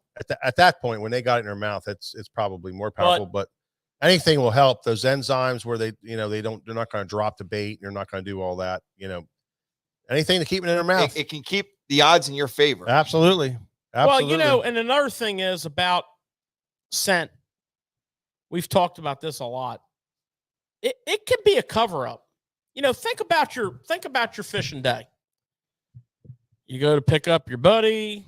You're like, oh, I got to stop and get gas. You fuel up the boat. You fuel up the truck or whatever. You don't fuel up the truck. You fuel up the boat. You're screwing gas caps off. You're screwing cap. I don't know how your guys' boats fuel up, but I know how my boat fuels up, and it don't fuel up like my truck. Okay, it's a process, and I don't care. You're getting that scent on your hands. Now, we're not going in and washing our hands. We don't do that. We don't do that. And remember that metal bar that they used to sell? That metal bar that would eliminate the scent. That was a hunting thing that we adapted to fishing. It was like, I think it was like a cool thing, but I think what happened to mine was it's metal. No, it's metal, right? And I was washing my hands in the river or the lake or whatever. It's like, oh yeah, man. Did it float? I'm getting this off, before it's dark and you're getting ready for your tournament, and I'm fishing everything up. Boom. Shit. I think I fished it one time. I used it one time. Yeah. Sammy Sellard says that the saltwater savages don't swim down. Well, I'll tell you, Sammy, you're probably right because you fish a lot of that stuff. Good to see you're here stopping in, Sam. Long time customer of Susquehanna back in the OG days, buddy. And he's living in the saltwater. He used to be a hell of a smallmouth fisherman and largemouth fisherman. But good to see you. Good to see you, Sammy. Thanks for stopping in. So underspin. It's that bait. It's that bait that if you don't have it in your boat, and if forward facing aside, which we're going to get in a conversation with that here in a minute. But forward facing aside, if you don't have that in your boat and you're not fishing it through your schools of shad and through your through your bait balls or however you're seeing your fish, if you're not throwing that thing, you're missing bites. You're missing bites that you're not normally getting. And the reason for that is it's that blade on there, and it's that finessey kind of approach to those fish, and it catches giants. I mean, this thing, we've seen it. We've seen guys fish baits on there at 4-inch baits, but then the Bassmaster Classic in 2015 was one with a full size super fluke, a 4.5-inch super fluke on a bait, and reeling it out there. So, match to hatch. I think you're onto something there. Yeah. Which leads me to a question. Oh, okay. I had a little note here. I thought this would be fun. I think part of the attraction of this program is like you guys are choosing to watch this, and it's pretty much our opinions. And we are humbled and appreciate it. And we love having you on. Mm-hmm. So let's give our opinions. And I have a question that asks this question. So guys, cameraman Nick, Mike, and myself, what are your primary baits that you put on your underspin? I'm talking suspended fish, open water. In your past experience, whatever time of year it was is irrelevant. What are you throwing? Nick, start us off, please. I went against the grain a little bit. I would say a Zoom Super Fluke is pretty dominated by most, probably. But I went with the Kitech swim bait. I did very well with that setup. Why not? But again, I was using it more in a traditional way that you would use maybe a round head jig head. It's just a different look for me. Yeah. I like I said, I like the Buckeye version in the early spring. So you were chucking and winding? I was chucking and winding, hitting it into some cover. And I've just seen in the early spring, it just seemed to work. I've seen instances where it worked better than a lot of other tactics. How deep are you fishing? Usually. I mean, I'm not talking about a specific trip. You'd be surprised how shallow I caught fish. I knew you were going to say that. And it was interesting. I'd say anywhere between 3 to 6 feet. Yeah. And that's no joke. I mean, that's what it was. Pre-spawn. Pre-spawn. Yeah. And you know, they were big fish that were eating this bait. And I've seen it. Other people are like, I ain't catching nothing. And it's not something that I know. I don't know about you, Nick. I'm pretty sure you're going to say yes, but it's not something I reach for often.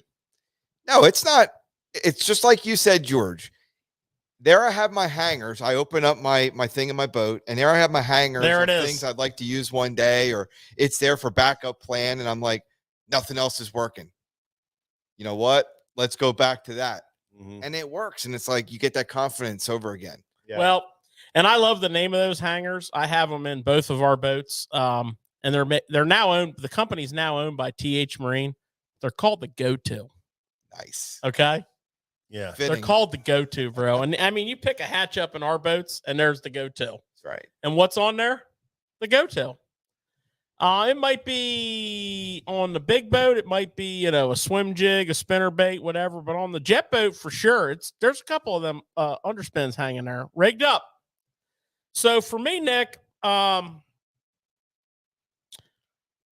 I stated, I don't fish them real heavy. So you already know I'm shallower than most.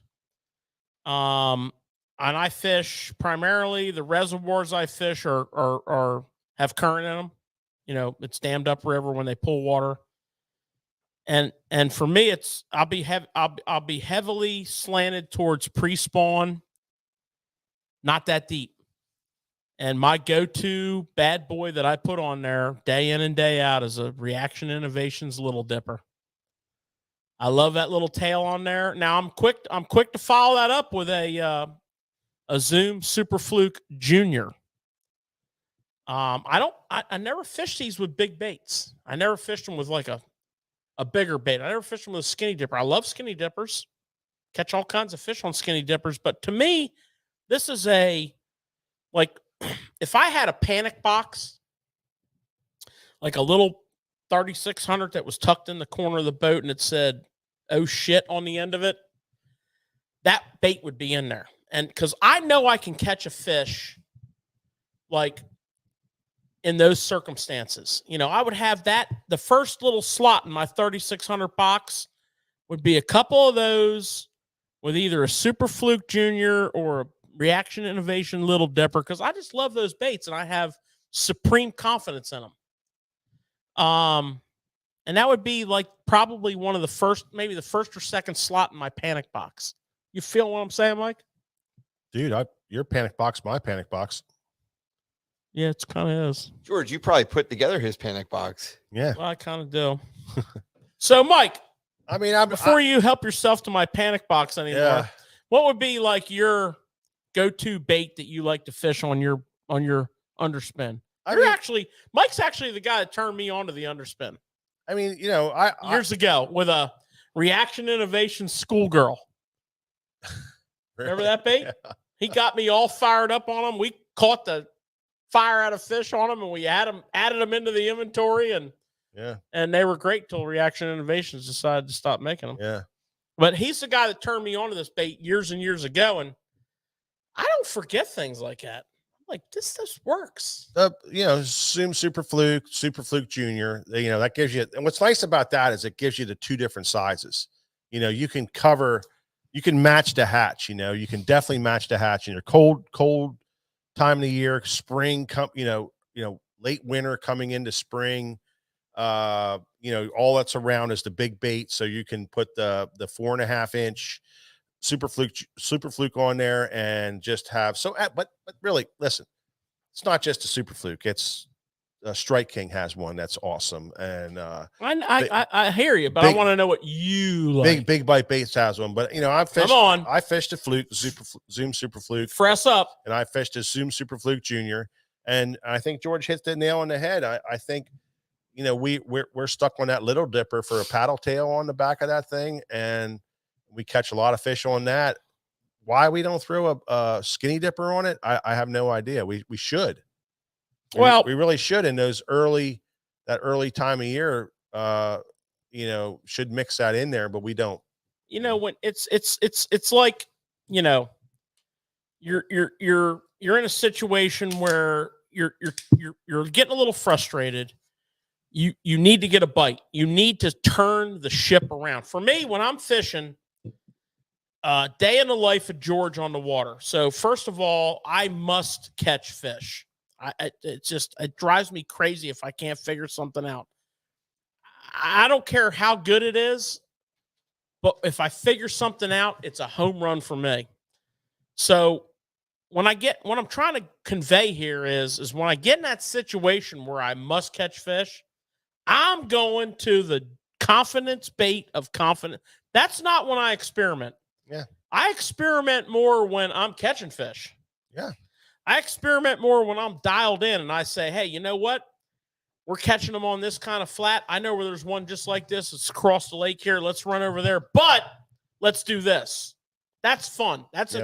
I love experimenting. I love figuring out techniques, baits, patterns, what have you. But I'm in a mode here where, hey, we're not going home till I get myself a limit of bass and figure out how I screwed up so bad today. Yeah. I'm getting that bait out and I'm putting my Super Fluke Junior. Yeah. And you know what's funny about that, guys? I have a great big bag of Super Flukes in my boat. I'm a Zoom Super Fluke. Like, we're junkies. Whore. We're junkies. Just going to say it. Zoom Super Fluke whore. We are junkies about them. We really are. And there's like 12 bags of juniors in there that I never, ever throw any other way than either as a compliment to a donkey rig or on an underspin. And you will go through them on the underspin, Mike. Well, we throw them on the underspin. We throw them on a jig head. I throw them on a jig head too, but underspin. Yeah, once in a million years we get in a situation where we're fishing on a jig head. But that underspin, I don't care. That's the bait. That's what we're going for. Works. So, that's what we like about that. So it gives you that different size. What do you got, Nick? I like that deal, George, where you went around. Because we do all have different views. And I do like that. I think it's a unique aspect of our show. Yeah. I didn't jump in on you, Nick, but I freaking knew what you were going to say. No, you didn't. Yes, I did. I knew what you were going to say. Don't back down, Nick. The thing I didn't say, though, and when George brought up his bait and he said the Zoom Fluke Junior. I like the Fluke Junior. I'm more, when I went Kitech, I'm more of like the 3.8. I like the 3.8. Yeah. So I'm going with that. Yeah. Again, another high confidence, high success bait. That's your confidence bait is a Kitech. Hey, you got to keep it simple. Just like for you guys with the Zoom Super Fluke. I mean, look at how many things you can do with the Zoom Fluke. Exactly. Super Fluke. I was thinking like the Scrounger head. You can do so many different things with that thing. Oh yeah. Absolutely. Oh my God, Scrounger head, Mike. That's not I almost and we're not going to go there, but I almost place the Scrounger head in the exact same category as the Underspin. Very similar. Now, keep in mind, one of them doesn't have a blade, but the way it reacts, it looks like it has a blade because the bait's doing so much of this. So I'm here to take on all potential arguers and arguees who would like to prove me wrong that the Scrounger head does not belong in the category of the Underspin. Please do it on our social media in the form of I don't even know, Nick. What social media do we have? Well, that's a good question. Because I don't even know. TikTok. I don't even know what social media is, to be honest with you. Facebook, Instagram. We got it all covered, right, Mike? Absolutely. So how can they interact with me and debate or agree with for you the scrounger head should be in the same category as the Underspin? So stop in the shop tomorrow morning. Yeah, but on social media, how can people react with that? Yeah. Well, you could go to our website or our Facebook page on Facebook, and you could go to really honestly get it answered really good is Facebook, and Instagram is going to be your best bet. Because I'm ready to get them done. Or you can email us, go to our website, jump on our email. You can email us any questions anytime at info@sfttackle.com. We always answer those all the time. So that's another great way to get a hold of us. And that's something we can get over to George pretty easily. And I would like to know, yes, you agree. No, you don't agree. And I don't care what you say. You can say good, bad, and different, but know this. JP, I'm coming back at you. JP Harrell, the paddle tail to a straight tail bait on whether it's this rig, the Underspin rig, or any kind of swimming type thing like that, or jigging type thing like that, or even the because we keep going to it, the moping rig or the Deminky rig. It's what the fish really want. And I forget where we were, George and I, we were fishing, and the fish were really particular to a certain bait. I mean, super particular, where they would not touch a paddle tail. Our little dippers would not catch a fish. We switched over to a Super Fluke Junior on a jig head, and I don't know if it was it might have been an Underspin at the time. I forget, and we absolutely annihilated them. And it was just same color, white. We were throwing white. They're eating shad. It was absolutely ridiculous. And the tail on a bait, it's almost like size, like a 2.5-inch tube to a 3.5-inch tube. You talk to a guy when you get back to the ramp, and all you were throwing with 3.5-inch tubes, and you did okay, but it wasn't really that great. And a guy throwing a 2.5-inch tube killed him, smashed him, absolutely annihilated him. I mean, what the hell? What color? Green pumpkin. Oh yeah, that's what I was throwing. Green pumpkin. What flake was in there? You got purple flake. That's what I was throwing. This, size and all that kind of stuff, and color and paddle tail to straight tail is something you're going to fight with for the rest of your life. And if you don't try them both at any given time, then I think you're shortchanging yourself, because there's going to be that day where that paddle tail is going to catch them, and then there's going to be that other day where that straight tail catches them. And the reason for that, nobody can answer. Nobody can. I don't care who you are, you can't answer it, because you would say, oh, because it's overcast, they're hitting the paddle tail. Oh, it's a low pressure, they're going to hit a bull crap. I fished low pressures where they wouldn't hit a paddle tail. I fished high pressures where they would hit a paddle tail. Totally opposite what you think sometimes. So, with fishing, it's not how big your tackle box is, it's how well you work your tackle box. That's the key. The key is to work your tackle box. Paddle tail, straight tail. I think Ron White talks about that. Does he? He has a dog named Sluggo. Ah, yeah. We don't need 47 different shapes and 47 different colors. We need 5 or 6 different colors and 5 or 6 different shapes, and we need to know how to operate those. Speak for yourself. Yeah. Well, I'm just saying. You need to know when to throw. I haven't met a bait I didn't like yet. And I'll go one further. I'll see us 3 guys here.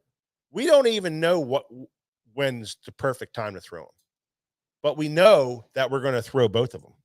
to make sure. If we're not getting bit, we're going to throw both of them and make sure. And we may even change a color up in there to make sure. So that's a big deal. What a great discussion, Nick. What do you think?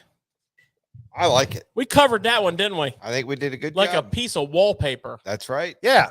And it was personal experience. Yeah, absolutely. We all got involved with that. We probably missed like a major. If we'd have had Tom Mann Jr. on, yeah, guaranteed he would He would talk about stuff that we'd be like, Tom Mann Jr. We'd be like, what the holy Tom hell Mann is he Jr. talking would love about? to have talked to us tonight. Yeah. Well, I got before we go home tonight, boys. I got a hand grenade public service announcement for you. PSA. Okay. Don't go anywhere, guys. We still got some good combo. Make sure you buy domestic shrimp, is all I have to say. Son, tell me why. The domestic shrimping industry, which you'll find heavily centered around Alabama and Louisiana, is getting their ass handed to them by foreign shrimp that are being dumped on the markets at pennies on the pound. And you know what? They're not the same quality. Terrible. Dyes. They use dye in them. It's terrible. Flavor's horrible. Make sure you specifically request domestic shrimp. Gulf. What's the name of that company that does a really good job with that? Is that Blue Bubba Gum Shrimp Company? Is it? No, it's like blue herring or blue oyster. Make shrimp gumbo. Yeah. fried shrimp, grilled shrimp, Yeah. shrimp scampi. Well, I just wanted to say I read an article earlier this week about the shrimp industry in Alabama. Yeah. And I felt compelled to write on there to ask all you fine people out there who actually react to a lot of these things that we talk about. Make sure you buy domestic shrimp, because every pound of domestic shrimp that you buy is a big deal to one of these shrimpers, which are multi-generational people, by the way. Yeah. So thank you for listening on that. Yep. So we're going to breach one more subject here, and we're going to try to keep it short, but there's every social media guy in the fishing world is talking about this topic right now. And it's the forward-facing sonar topic that has got everybody all crazy. I mean, like saying all kinds of stuff and thinking all kinds of things, which is good, because I think when it comes to this topic, it's great to have a lot of different opinions, old school opinions, guys who are kind of neutral in the middle opinions, and then guys who are swayed the other way opinions. I think it's all good conversation to have on forward facing sonar. And I think most of it is pointed towards the professional angler. And I think, I'm hoping that's where they're pointing this to, all this conversation, because if it's not pointed towards the professional fishing, and it's just a generalized statement, I don't think it's a lot of the negativity on it is correct, because it's, as George and I would tell you, and I think 80% or probably 80% of, this is just a generalized number. It's not a number of anything, but 80% of the people that have forward facing, that are the type of fishermen that we are, your weekend warrior, your guy that is semi-serious, to the guy who just wants to, just have it on his boat and learn it. We really don't know what we're doing with it. Well, I think, I mean, I don't know about I don't know if you have a mouse in your pocket or whatever, but I think that most people with electronics they're not really tapping into them. And I think what Mike's trying to get at here, and he makes a valid point, is When it comes to like side scanning, you can kind of look at it and, okay, I might not be dialed in, but I'm seeing, okay, most of it. Down imaging, 2D's easy. When it comes to forward-facing sonar, you better have your power right. You better have your angle of your transducer right. And you need a lot of practice with it. You need a lot of practice in reading it. And you really need a lot of practice in casting your bait to where it needs to go. You know, think of it like a flashlight pointing out there. Okay? And whatever you're shining on is in that beam. Well, if you just cast over here, that's not working. I know that's a gross exaggeration, but guess what? I've had a hell of a time with that. That's what I'm saying. I mean, I'm like lining my freaking thing up on my deal and casting. A lot of the argument is, we can't win a tournament anymore without forward facing. And I totally disagree with that. Well, I mean, look at the tours this year. Like, look at the Elite Series. There was quite a few tournaments that were won without forward facing. Matter of fact, there was like 3 of them in a row where I don't even think the guys turned it on. Right. So, and I guess the argument is that, this is going to ruin tournament fishing. If you don't have it, you're at a disadvantage. What's the other argument? It's bad for the fisheries. So my question to you is, Nick, what about the Alabama rig? Here's what I'll say about that. So because we're not involved in the bigger discussion, but the leagues cut the Alabama rig off right away. Yeah. Okay. It was going to destroy bass fishing. But here's where I think it's interesting. I'm not pro or against, but I will say that I believe the technology, probably in everything, has overcome rules and guidelines and where they stand. Like, they were quick on the Alabama rig. It's got to be banned. I don't know who made that call. I really have no idea. I don't either. And I didn't even know at the time. I'm like, somebody that didn't have an Alabama rig. Right. But our technology is expanding faster than the older rules can make up for it. So is it a discussion of it should be banned totally? Is it a discussion that it should be kind of buttoned up how much you can do? Did anybody ever really say? What I'd like to say is, as with most things that happen to us, and I could go on and on to prove this to you, but as with most things that happen to us that are new, we grotesquely overreact. And the forward-facing conversation, which is nothing more than conversation, which, when you put conversation on social media, you're going to get everything from a Walmart situation to a pointed, well thought out reply. So what I would like to say and clarify by that is, first of all, I in no way, shape, or form think that this is going to affect the future of our fisheries. Second of all, having spent years training people on the water to use side imaging, down imaging, and 2D sonar, rest assured, most people do not want to learn that correctly, and they will not learn forward-facing sonar correctly. Now, is it deadly? It's effective. You can see the fish. Can you make that fish bite? I would like to say my personal experience, and I think Mike would back me up on this because we fish together a lot. Yeah. A lot of the times, no, you can't make them bite. I mean, there are times when the magic happens and you catch them. It's really cool. You work your bait over there and you see them eat it. But I think as people, involved in passionate people involved in a sport, and it can be any sport, we are into the conversation because it's what we do. Yeah. But I think we might tend to over exaggerate. Yeah, well, you know, everybody gets caught up in the conversation.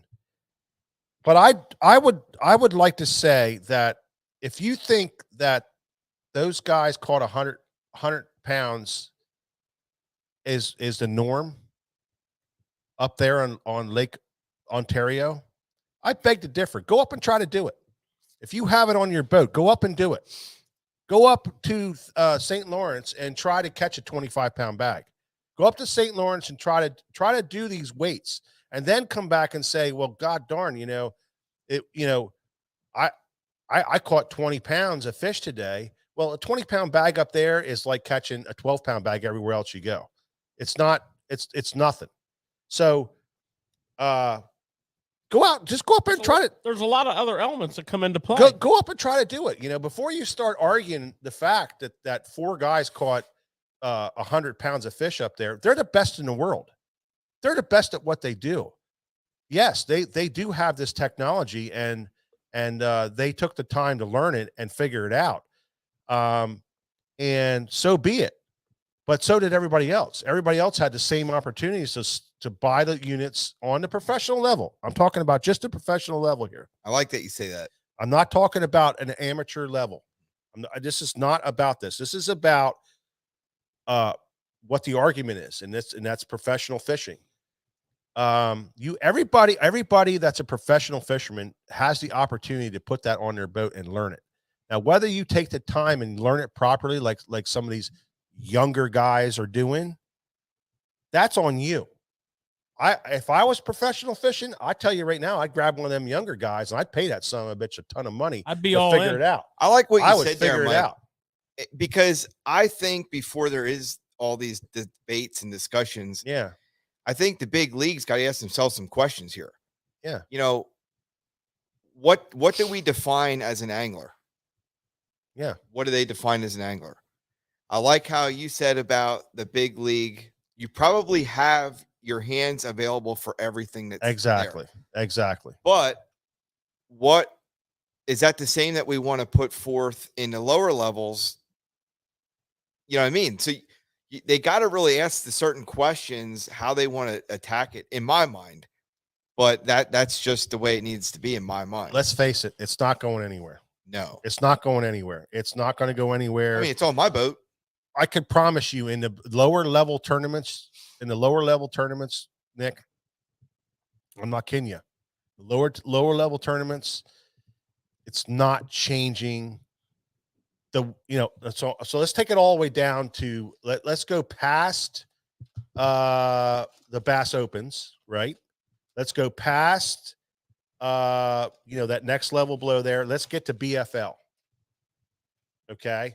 So I'm gonna go out on a limb and say from the BFL down, it doesn't have the effect that it does from that up. And I can prove it to you because these tournaments that are all around us right here, it's not forward facing that's winning the tournaments. It's not. It's guys that know the water really well and they're chucking them out there. I can honestly say I fished 8 or 9 tournaments in the last 2 years in this one circuit that I'm talking about. And there's the best of the best guys fish it. The local best of the best fish it. And there was one tournament where George and I won the tournament because of forward-facing sonar. That actually we saw the fish. They were fired up and it was a deal that it just was. At that point it was we figured it out and that we saw the fish we caught them. But that was it. There's guys that have jet boats that are kicking our ass every other week. There's guys that are fishing that don't have hardly any electronics on their boat other than side imaging and down imaging that are kicking our ass. Well, like you said, Mike, at our level, or people are in BFLs, club tournaments. Yeah, a lot of people don't really know how to utilize it to the highest proficiency. But getting back to like Bassmasters or Major League Fishing, or whatever, if they decide to stick with it, I think they need to find a better way to cover it. Because I did watch the last 2 tournaments very closely. It was fun. there was a lot of people fighting to see if they could stay in the elites. There was Angler of the Year. But in my mind, when I was watching it, they harped too much on it in a negative way. What would be cool? Which wasn't. It took away from the enjoyment of the watching it. Yeah, I don't know. What would be cool? What would be cool to me is and the other bitch out there is the production. The production of bass isn't really. They're not really bringing the game like they used to. That it's just not. It's not really there. And what would be cool to me, and that would bring everybody in, is if they had like the forward facing sonar, like they did a couple of times. They had it like up highlighted on the screen. You could see it, and you could see what the guys were doing. And let's face it, these guys don't talk. They don't tell us what's going on. The whole production part of it can be better. Not that it's bad, but it can be better and be more engaging. And that's what the complaint is. The complaint is it's not engaging TV anymore. It's not like there's a story. The story is that, well, there was only one story the last time, and that was who was going to make the classic and who wasn't, and who was going to make the cut for this, and he's fighting for his life. That was the story. Can I ask a question? Yeah. Why didn't any of these comments come up in the first 6 tournaments of the year? I think they waited. Well, they weren't using forward-facing sonar, and the storylines were compelling. Yeah, well, Cervantes won the Texas tournament on forward-facing. I could last year through social media. Through social media, I could see it building. It was building to a point where, when I watched the live, especially the last tournament, it was almost like, okay, guys, we get it. We get that after this tournament's over, all hell's going to break loose for you guys. Yeah. But let's stick with these guys that are fishing for their livelihoods, fishing for the win, fishing whatever. It definitely took a lot of it. Maybe not on FS1 so much, but on the live, on the social media. I didn't care for their when FS1 was on. I didn't care for the I guess they would call it the live. I forget what they call that second version that they have, like live streaming or something. Right. I didn't care for that. Live mix. I didn't care for that when FS1 was on. When FS1 wasn't on, I thought it was great. But when FS1 was on, they kind of pushed an agenda on there of like, I just didn't care for it. And you know what I did? They had the women on there or something, didn't they? Well, they had lots of things on there, but you know what I did? I changed the channel. No, but you have a good point, because what they did is they put anglers on that weren't fishing. Yeah. And they were definitely pushing their agenda. Yeah. Some of them didn't make the elites for next year. Yeah. Some of them were this or were that. And you could definitely, if you were paying close attention, you could feel the tension in the room. And I'm sorry about that. But if you're going to fish at the elite level, and make no mistake about it, if you're going to prove to me that there's anything better out there than the elite level, pack your lunch, because I'm going to be here for a while.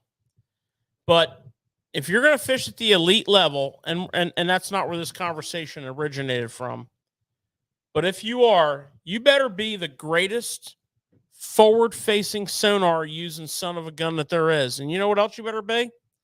You better be the best side imaging guy that there is. And you know what else you better be? You better be the best down imaging guy. And you know what else there better be? You better be the best 2D. And you know what else you better be? You better be the best flipper. And you better be the best spinnerbait fisherman. Be well-rounded. And you better dominate the chatterbait scene. And you better be able to crank offshore. You better know how to bed fish. And if none of that fits your wheelhouse, primarily the forward-facing sonar, and I think those of you out there who started the conversation know who I mean. If you're not dialed into that, that was your decision to make. Yeah. You absolutely came to a gunfight with a pocket knife because you did not decide to master forward-facing sonar. Also, another element that came into play on this tournament that sort of set off all this was going out on the lake If you didn't go out on the lake on day one, Yeah. you know what? You lost the tournament. It hurts you. You lost the It tournament. hurts you. And guess what? I wouldn't have wished going out on that lake on anybody, not even my worst enemy. I've been out there when it's like that and broke everything that I owned. It's no fun. But guess what? Guys did I'm it. not in this for fun. Yeah. I am in this for my life. To win. And you know what's funny about that? I will sink my boat if necessary. Yeah. For the guys, forward facing imaging at the level that these guys are doing it is not what people think it is. No. You it's see not. that Fujiato? Oh, smallmouth. Trying to do so They are, when you watch Brian Thrift Yeah. pitch that jig Yeah. and it went do. Yeah. The average person ain't doing that. No. The average person isn't standing on their boat in 5-foot waves like Chris Johnson did Yeah. and picking a fish and going, No. it doesn't work like that. No, it doesn't. It doesn't. So it doesn't. So that does it's not interesting. enter in the conversation. So the conversation about forward facing ruining the fisheries and that kind of stuff, it's going to take a lot for that to be a really good conversation. It's really going to be a big, That's a tough one. big it's deal. definitely not going to ruin the fisheries. You can turn it into a positive. Because all I'm saying is Side imaging didn't ruin the fisheries. all I'm saying is that it's just on the elite level. Yes, you see these guys do this great, unbelievable stuff because that's what they do. They figured it out. On the other levels, bro, come on, buy one and go out and do it. It's not what you think it is. Baby. It's not what you think it is. It's just, you can become pretty good with it, and you can become, like you think you know what you're doing with it, but you're not even near what these guys are doing with it. Nick, I'm going to tell you, I think it's frustrating to try to learn it. It's very frustrating. So it's not easy. It's not gonna. I think it's like, oh well. We talk real. I see. My favorite pro on the front deck of his boat. I was watching his cameraman filming his console graph, and he just cast right out there and reeled his bait to that fish. Well, I got news for you, bro. That don't work like that for me. Well, that's where I'm coming from, though. Like, I'd like to know, what is the debate? Is it easy? Hell no. No. For what they're doing, no. Is the debate, is it enjoyable to watch on TV? Well, that's for whoever's opinion, whoever has one. But I'm just saying from a technical level of being skilled. Yeah. These guys are skilled. These guys just know what they're doing. They're badass. Because they spend millions of hours on the water, more than any of us will ever do. I mean, look at the technology. That brings me back to the Alabama rig. You know what I'm saying? That was a banned bait, and it just, it's just the way. It's just. I mean, I don't know where they're going to go with it. That was a bullshit call. I don't know why they ever. That was an FLW thing. I don't know why they ever banned the Alabama rig, but the fact that they can do it, they can do it. It's just one of them things. So, but they did that right away. They did it right away. Let's be honest here. It's called a knee-jerk reaction. But let's be honest here with forward-facing. How long has forward-facing been on the market? About 5-6 years. So for 6 years, it didn't matter. Yeah. It only mattered when guys figured out. See, the first guys that had forward-facing imaging, the way they used it, was the way most of us would. Yeah. They went to that point. Oh, is there any fish there? No, there ain't. Go to the next one. Yeah. What made everybody go all around. nuts this year is the fact that they turned around and found they turned around and they made something else work. And we talked about that last week, and I'm telling you, the majority of the people can't do it. Our buddy Slick Johnson from the Alabama Bass Council. Waiting for George to go there. He has his gripes about things, but like he said, I think they had a tournament that this past weekend, and the guy who won the tournament, he won him off of power poles. Yeah, I again, to kind of wrap this thing up. So we have a tendency in this world to overreact and knee jerk react to things. Jason Christie won a tournament on St. Clair Lake the very first year that you ever heard of the word forward-facing sonar with a technology that you couldn't give to somebody right now. Okay. And it grew from there. And nobody had a problem with it. Nobody had a problem with it until recently. And that problem was generated in a situation, and you can draw your own conclusions, but there was those that did, and there was those that didn't. Well, you know what, George? I'm just glad for me that I'm not the head of Bass. Oh, yeah. Or the head of Major League Fishing, whoever they are. Yeah. That got to make that call. So I would like to say these 3 words to you. They ban it. Lowrance, Hummingbird, and Garmin.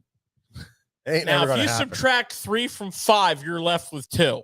It's never Okay? going to happen. So if you would like to have 2 sponsors left, run your mouth. It's not going to happen. Okay? Yeah. Listen, this is not what this current argument is making it out to be. Anybody who weighs in on this topic that has not become proficient with forward-facing, you should not have said anything. Yeah. I'm sorry. Free speech doesn't necessarily apply here. If you haven't spent enough time looking at it to where you know what this conversation's about, don't speak about it. Everybody's entitled to their opinion, and I respect opinions. Yeah. But if you haven't developed your own time with forward facing to where you're like, I get what he's saying, just sit back and watch. Yeah. I'm not saying it's good, bad, or indifferent. I'm just saying it's here to stay. Well, it ain't going nowhere. And I think the last couple tournaments of the year really fueled the fire, and a few of the guys, Well, there was another tournament that didn't help the situation. And that was the last KBD tournament. Yeah. Because that started it right there too. Yeah. And then there was a lot of podcasts. Hey, listen, that. I know, but KVD knows how to run one of them son of bitches. Yep. Well, he knows how to run. It was rough. It was rough. No, it wasn't. There, if you watch certain podcasts and you take away some of the things they were saying, there might have been some shadiness. Whatever. The whole thing. It was rough. Whatever. It was rough. But it was rough. Let me tell you something. KVD knows how to run one of them things. And if he chose not to go to his fish because it was rough, that's his choice. And if you think they're easy to use and it's rough, because here's how it works. Trolling motor up, transducer in the air, black screen. Trolling motor down. Okay, there it is. Up out of the water again. Okay. I mean, it's next level shit that you're talking about here. So yeah. Anyway, it's a great conversation, and we love it. So we appreciate you guys for hanging in there, and we'll revisit it. And we love your comments on here. That's what's fun about it. We love the comments. Listen, we've been reading all your guys' comments. It's until you really use one, you'll understand. Honestly, that the majority of the people that have them really they don't know how to use them. They're just learning it. They're learning it, like George and I. George and I see fish. We absolutely know what we're doing with it, but we can't catch the damn things. Well, speak for yourself. They're hard. You haven't been fishing in 6 weeks. Bro, don't give me that shit. It's hard to catch them. Yeah, but he's been next time Mike casts, he's gonna have like 15 feet extra on that cast with how many trees he's been lifting and everything else. Yeah. I'm gonna jack him on that hook set. All right, guys. Kevin Carpenter, thanks a lot, man. Casey Hepler, Jeff Reed, Ryan Fornina. All right, great. Thank you, Nick. Bob Austin. Man, we appreciate you guys. Great conversation on here tonight. And guess what? We're gonna do it again next week, 7 o'clock on Thursday, and we'll see you at the next Tackle Shop Live.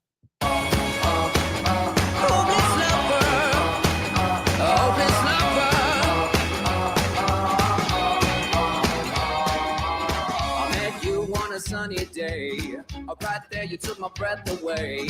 A young and pretty, was it just a dream? The next day you called me up. You told me I'm your little buttercup. You came over and you fell into my arms. Well, Nick's getting his boat tomorrow, Robert. He's getting his boat tomorrow. You make me smile when I think of you. If I am down or when I am blue, I can't get enough. You make me happy, I feel so fine. Oh, how I wish that you were mine. I can't get enough. Hopeless lover.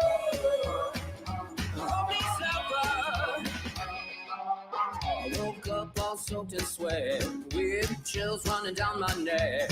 I'm going crazy from just the thought of you.